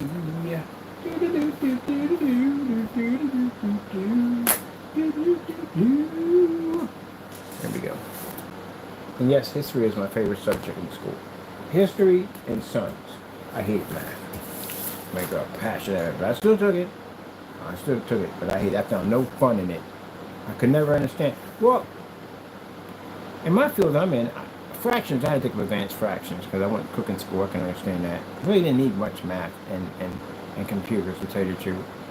But you're doing something really so crazy. And chemistry, you definitely have to have math, but I didn't really have to use that much of it. But algebra, trigonometry, all that stuff you learn over in college or whatever. How many people want to be using that? Even algebra. How many people are using algebra? I don't see it. Like, I never could get into the math problems. I hate the math problems. If Jenny gets on the train at 5 p.m., if Jack gets on the train, so what time do they meet? Like, what is that even for? Like, I've never ever gone to the supermarket. Like, well, if I buy oranges at 10 p.m. and I get apples at 7 p.m., what will happen? Yeah, never. But I got people in my family I found out loves those puzzles. I hated them. I couldn't stand them at all. I don't understand that. What you need all that for? Division, I like division. How many of this? Going to one, carry one, all that. Yeah, I like that stuff. Rather than that, no. Mine was history and science. And gym, everybody loved gym. Except for you weren't athletic, you couldn't stand gym. You would basically get some kind of note that you had to be inside, because you had some kind of illness. And we had some kids that were allergic to everything, just about everything, so they really couldn't be outside running around, which is kind of jacked up. But yeah, some people just were not good at gym. I love gym. I'm fantastic at gym.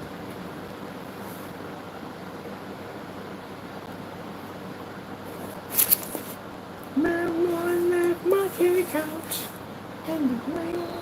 Well, it's going to take a while to dry in there. That's soaked it up and it's pretty good. So this might be a part 2 to this. It's got to be a part 2. There's a lot of building on this. What time is that? Let me see. Am I charging on this baby while I'm doing this? Let me see. What? 4:27? This is a really good reason for me to kill time, but I'd be out in the dark pretty soon. Out in the dark.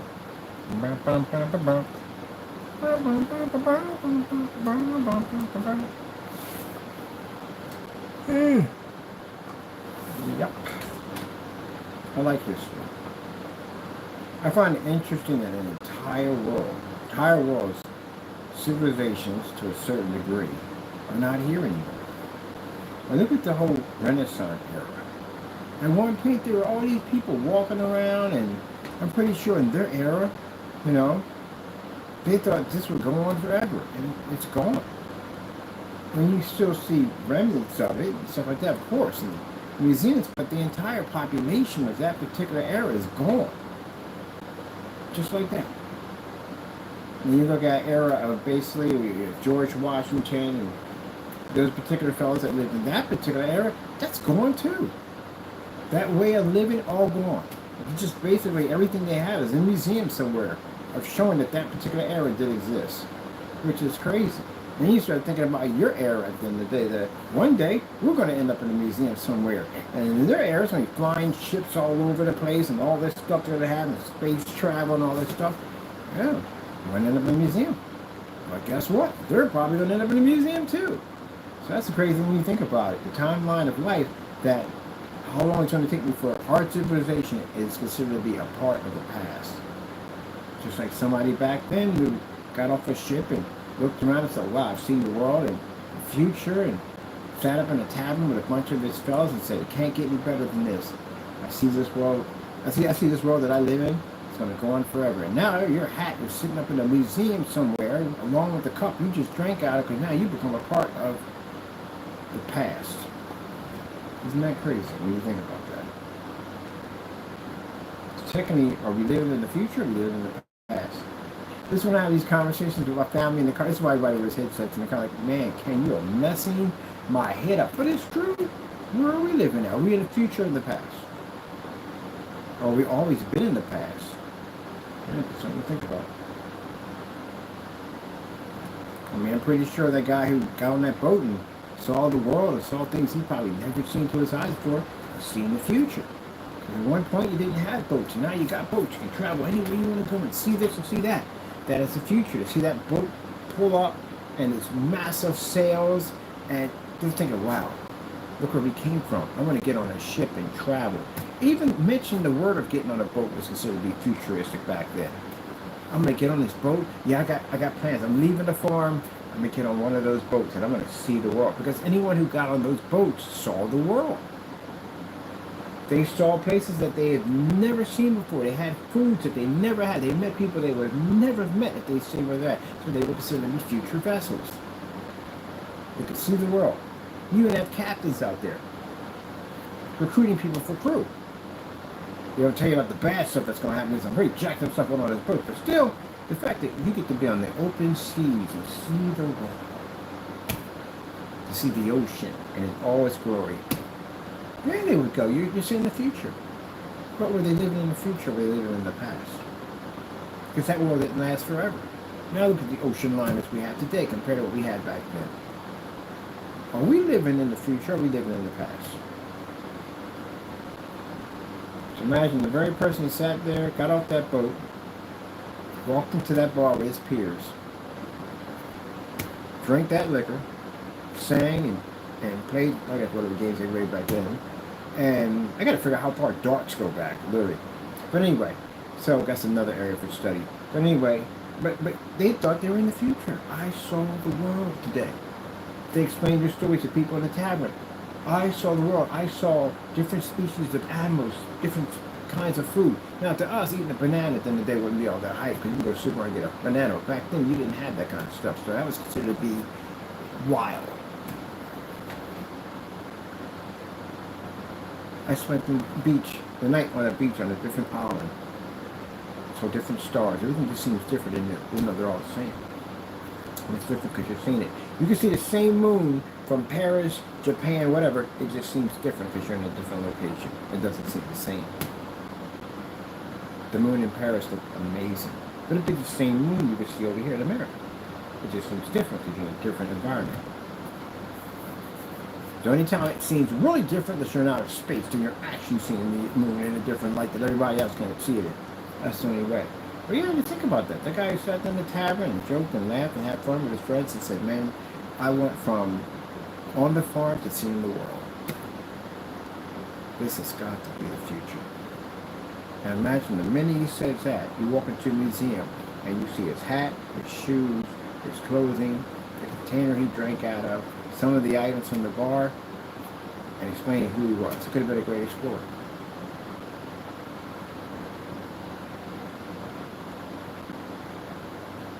So we live in the future, let's live in the past. It'd be crazier to live in the future and become the past. So technically they make you the future.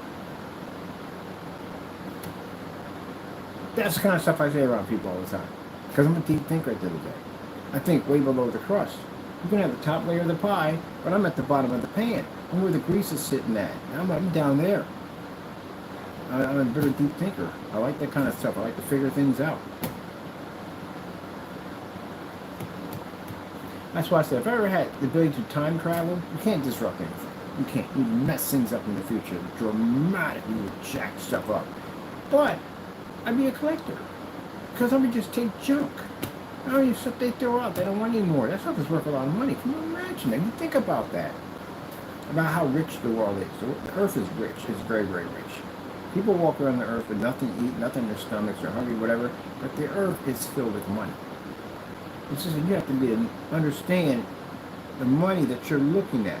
Like you can go to an antique, or you can go, not an antique, you can go to a garage sale, and you can see a plate of dishes up there. Everybody will walk past a plate of dishes, but you just happen to get a gut feeling you will buy those dishes. And you find out the people even do own the dishes didn't even know what they were. Find out they were $50,000. So you paid $3 or $10 for some dishes. Then now we went to the Antique Roadshow and find out they were 50 grand or even more. Money staring you right in the face all the time. You can be in a thrift store and it's money staring you right in the face, but you don't know what it is because you don't understand what it is. That's why knowledge is power. People do it all the time. Go to garage sales, buy something. Owners don't know what they have in. Boom! They get rich off of it. It happens all the time.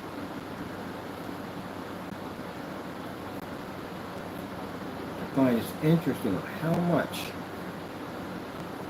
it's worth on the earth. But the interesting thing about it, in order for something to become worth more money, it has to go to the past. It has to become ancient. So imagine all the stuff that at that particular time, you had a man that was poor, probably in the 1950s. Everything he had, he threw out was worth money. Today, it's worth money. So if he had saved his trash, even a cereal box from the 1950s cost money. Kellogg's, Captain Crunch, anyone there? You had a box like that? Fruity Pebbles? I don't think Fruity Pebbles was wrong. I got a day out when I felt Fruity Pebbles goes back. I think it goes back quite a bit, but I don't think that far back. But anyway, we moved like Corn Flakes, stuff like that, Cheerios, something like that, something way back. Cream of Wheat, Quaker Oatmeal. Quaker Oatmeal used to be in tin containers before they put them in paper. Stuff like that. A blender, anything like that. Cars, worth a lot of money. Can you imagine if you held on to your car that you consider to be junk, the one that broke down, the one that didn't run properly, whatever, you know how much money that car didn't work today, especially with a cranker, the one you had to crank up first with the, oh my goodness, yeah, a lot of money. But they consider those to be junk. It took a lot of those vehicles and melted them down and put them in junkyards and scrapped them because they were trash and garbage. Not realizing that if he had kept that thing for the timeline we're at now, I mean, he would have been a little older, yes, but still, that thing would have been worth a lot of money. Fire engines, all that stuff worth money. Phones worth money. They were rich, but they didn't know it. But it wasn't any value of it because at that particular era, it wasn't worth anything. It was garbage to them. Now today to us, it's money. Imagine the Roman Empire. Anything in the Roman Empire is worth money. Anything. Literally anything is worth money in the Roman Empire because it's all considered to be museum material. You get paid to, imagine if you had a freaking, some sandals from the Roman Empire, money. Any of the weapons, money. Armor, money. Bowls and dishes, money, money, money. Anything for the horses, all money, money, money. All that's money, all of it. Even the poorest peasant, the clothes he had on, money. Was worth money now. It's kind of crazy when you think about it. Even a bowl they defecated in, money, is all worth money now. Wild West era, wagon wheels, money. The wagon itself, money. Anything used to basically for saddles, money, money. Civil War weapons, you know what they go for? Money, money, money. Metals, money. Money, money. Because the original money was huge. It was huge. They made these huge giant dollar bills, so they cut them down to size. Money. All that's money. Even if you had a freaking pitchfork, that would have been money. Because that stuff is considered to be rare now. So anything that's worth money. Imagine being back then, if you knew what we knew now, that's why time travel, you would make a lot of money, because you would automatically know what that stuff is worth now. So I'd go back in time, and I'd just steal your trash. Because it wouldn't disrupt time. I'd just go to an area where they throw trash out, and just take the stuff. There's gold mine there. I don't got to steal anything that's trash. I'd pick out what I want, go back to the Roman era, stuff they throw out, maybe do a little job up there. Of course, I have to get some kind of machine to change my color, because you know I don't work for black people in time. They don't work well for us. I'll go back and change my color, get a little job, work a little money. I don't need much. A couple of them coins, that's all I need. And take it back with me. They're worth millions of dollars anyway. So a few pieces of gold you give me at worth jack, at the end of the day, are worth a lot of money when I go back. Give me a little job, get a little, I don't care if I gotta scoop up and clean behind horse stables or whatever, don't care. Just give me some of that money. That's all that matters. That money there ain't worth jack. Over there is worth a lot of money. That's why I take it. Take that the whole pitchfork with me while I'm going over there too. And a couple of things with me. Man, I'd be so paid, it'd be unbelievable. If you ever watched the movie Highlander, the TV series, he was a collector. And that's what he was doing. He was taking stuff from the past and bringing it into the future, and he was selling it. Because he lived in that era. He was smart enough to take stuff with him down through time, because in a particular era, it's going to be worth a lot of money. That's the TV series of it. Yeah, that's what I would do. I just take old stuff, man. Especially weapons. Weapons were worth a lot of money. A lot of money. And of course, it'd be nice if you had a device that could shrink the item down. That'd be cool to have. You could shrink it down and then bring it back to full size. Because I would definitely take me a couple of cannons. Definitely a cannon. Maybe a boat. If I could get my hands on one without it going missing, causing any problems in the future. Yeah.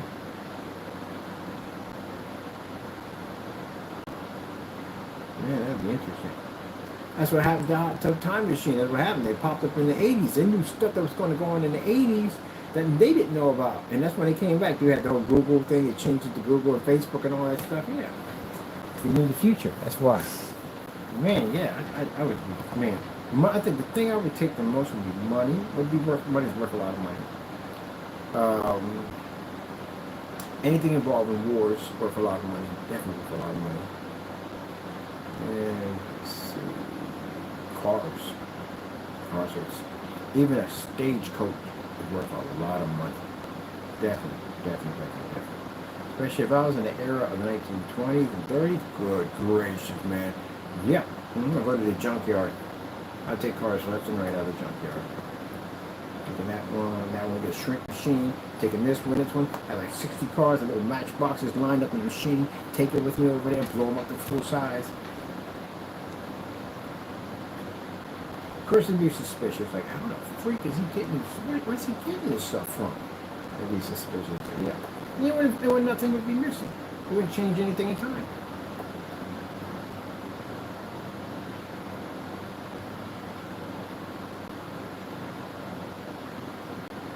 You wouldn't have to take much. Greed would take over. It would definitely. Greed. You'd be obsessed because you would have more than enough.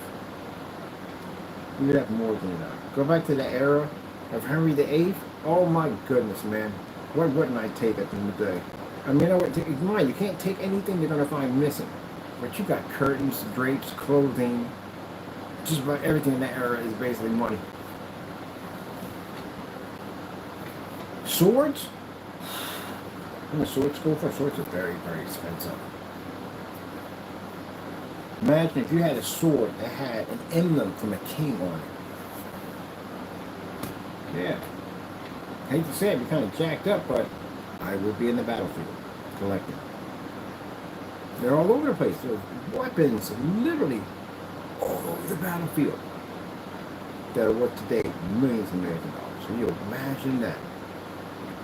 And it's sad, yeah, people died out there. But imagine that in wars, all those weapons that were laying around,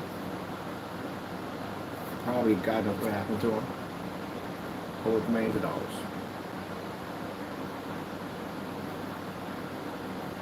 Make you blow your mind, doesn't it, on how much at the end of the day, how much money is on the earth. We don't even know it. The oceans and other places got tons of money. As they calculate how much gold is in the ocean right now. Between rubies, diamonds, and all that, you got sunken ships and vessels that went down that were just clustered in gold, pirate ships, all that stuff that went down and sitting at the bottom of the ocean right now. But it's so many billion. It's a lot. It's a lot of money. A lot of money. Problem is, yeah, good luck trying to find it. Some people do stumble upon it, but then the way they got it is where you would have to find something in international waters in order for you to claim it to be yours. If it's anywhere too close to the coastline, they can claim it to be theirs. That's the problem. So if you do find something, I don't know how you would even get away with it. You can't. Because you take it to a collector, he's going to know what it is. And then you got to pay him hush money to shut him up. And he might not want to lose his license, and you might, yeah, it can get hairy. The best thing to do is just be honest about it, say it's what you found. At least they can give you credit for the founder of it and get money off and get a book out of it. You know how it works at the end of the day. You still can get paid, but not paid the way you want to get paid. If you found something out in the middle of international waters, which is dangerous because you run into pirates out there or anything out there you're going to get in trouble with. And then again, anything out there is legal out in international waters, so whatever. But still, you find it out there, it's yours. But it's in the ocean. There's tons and tons of gold in the ocean right now. Oh, I just thought about that. That's the reason why we can't live underwater. Oh, we'd jack it up. We'd jack it up. Yeah, because you look at the whole thing that went on with the whole gold rush, don't do that in the water. There's a lot of money down there. A lot of money. That's why people want to get on that Titanic. The Titanic was one of the most glorious ships they ever did. The most richest vessel they ever designed. People want to get on it and get stuff up. The only problem, the ship is too frail, and it's too dangerous. Besides, leave them alone. I don't even know why people go there and bother them. Just leave them down there.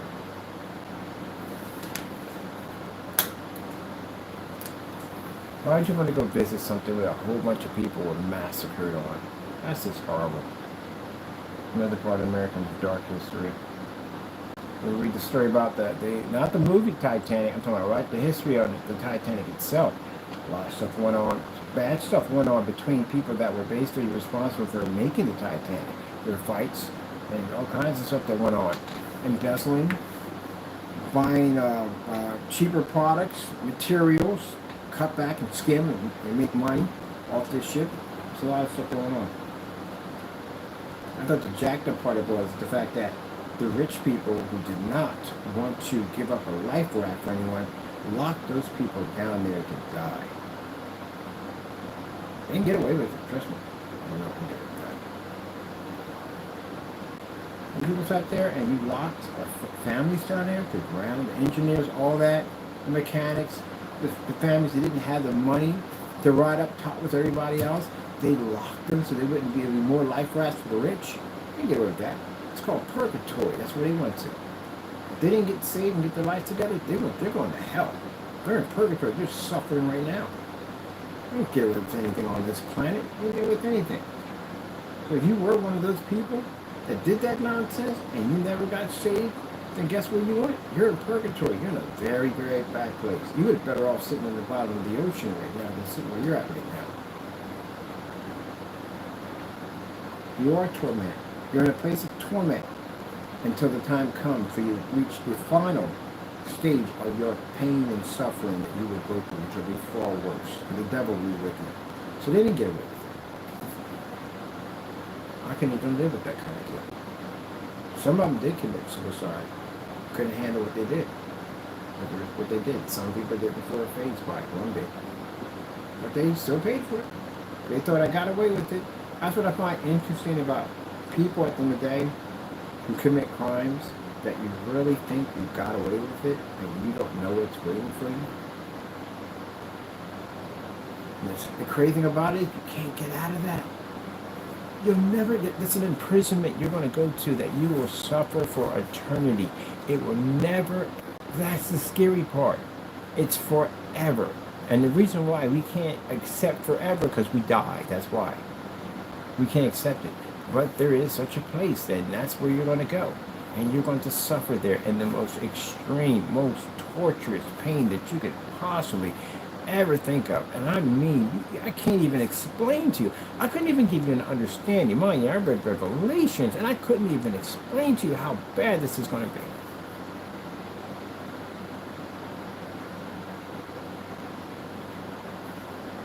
There's nothing to describe it. There's nothing on earth that would ever match the pain you will go through.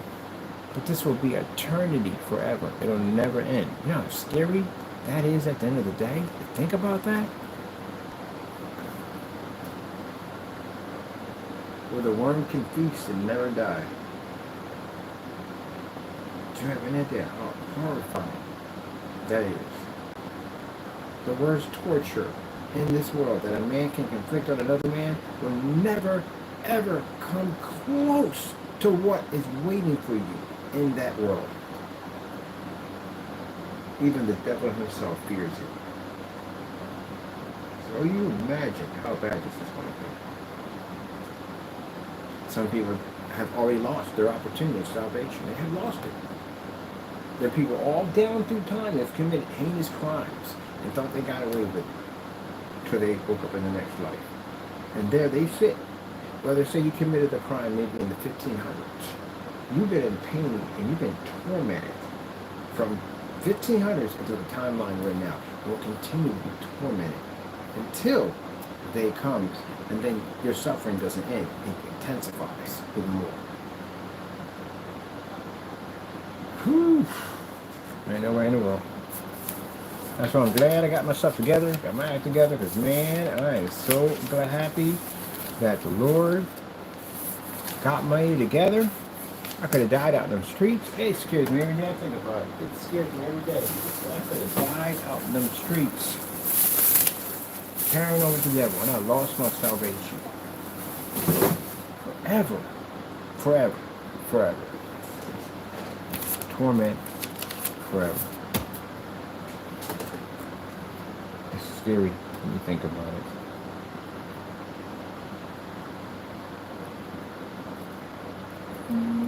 Very scary when you think about it. We're going to go back over these areas again. Many people say, oh, Bird, why do you talk about this stuff? You trying to scare people? Hopefully I do scare somebody. You know why? Because then that'll keep you from going to that place. Because it's a real place and you're going to go there. And you're going to find out that when you wake up in that place, the ability to have salvation is gone. You don't have it anymore. You have forgiveness while you're here on this earth. When you go there is no forgiveness. It's only judgment. And then you got some people saying, well, God is a merciful God. Yeah, he's a merciful God. Yes, he is. That's why you're still alive. You don't have to be here. You don't have to wake up the next day. You don't have to come home from work. That's why he's a merciful God. Why do people die? It's their time to go. Now everybody's meant to be here forever. Some people, when a baby passes off this earth, it's a hard thing to go through. It really is. You have to understand, God does what he wants to do. The child leaves off this earth. That means the child hasn't had to go through the mess that we're going to go through. They don't have to go through. They're going to be in paradise automatically. They're automatically going to see God's face. They're never going to go through what we'll go through. They'll never be subjected to Satan. They'll go to paradise automatically. We, while we're here, are going to have to go through that struggle. We're going to have to go through the struggle of trying to follow God, or some people will ignore God, and they'll end up in hell. And some people are lucky because they pass off early and they never have to go through any of that whatsoever. It's like the ultimate shortcut. I know it sounds brutal for some people, but it's a shortcut. Would I rather have passed off this earth for another child? Yes. Why? Because I wouldn't have gone through half the crap I went through just to get to where I'm at right now. I had to go through a lot of suffering to get here. I was hard-headed, stubborn, wanted to do what I wanted to do, thought I knew what I was doing. The world controlled me, the devil controlled me. I went through a lot of mess. And it's so much easier if I just weren't here. If I just would have, I'm going to go to heaven anyway. That's where I'm pushing to go to. I'd have just basically just cut it in half and went to heaven. Yeah. That'd have been much better than what I had to go through. No heartbreak, no pain, no nothing to go through. None of that at all whatsoever. None of that suffering. The devil couldn't touch me, couldn't do anything. I was automatically going to heaven. And it's a painful experience to go through. My brother lost a child at a very, very early age. But then they realized that the child didn't have to go through what now the other ones are going through. And now you have to fight with them to try to get them saved because you don't want them going to a place that it's going to be actually horrible. And they're so caught up in the world, they will not listen to you. And then you're terrified that what if something happens to them and they don't get a chance to go to heaven? You got to go through that nonsense. Now, you can ignore it all you want. It is what it is. Some people don't want to talk about it. Some people want to ignore it. You can't ignore your fate. You can't ignore it. It's going to happen. No one gets second chances. Well, some people do get second chances. Some people come back and they get second chances and they still don't do right. Some people do right. Some people don't do right. But you have to understand this is a part of life. My mother wanted to talk about her funeral. I didn't want to hear that at all. But she was going to die. I had to accept the fact that she was going to pass off this earth one day. And I had to basically get that in order for her. Because it was going to happen. Can't deny it's going to happen. It's all part of life.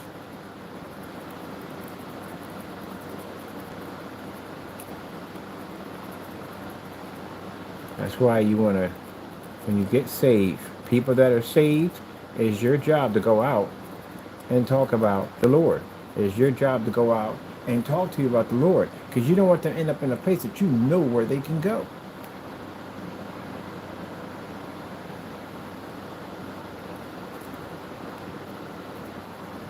You keep that. That's what we call a lazy Christian. A lazy Christian is someone who does not talk about God at all.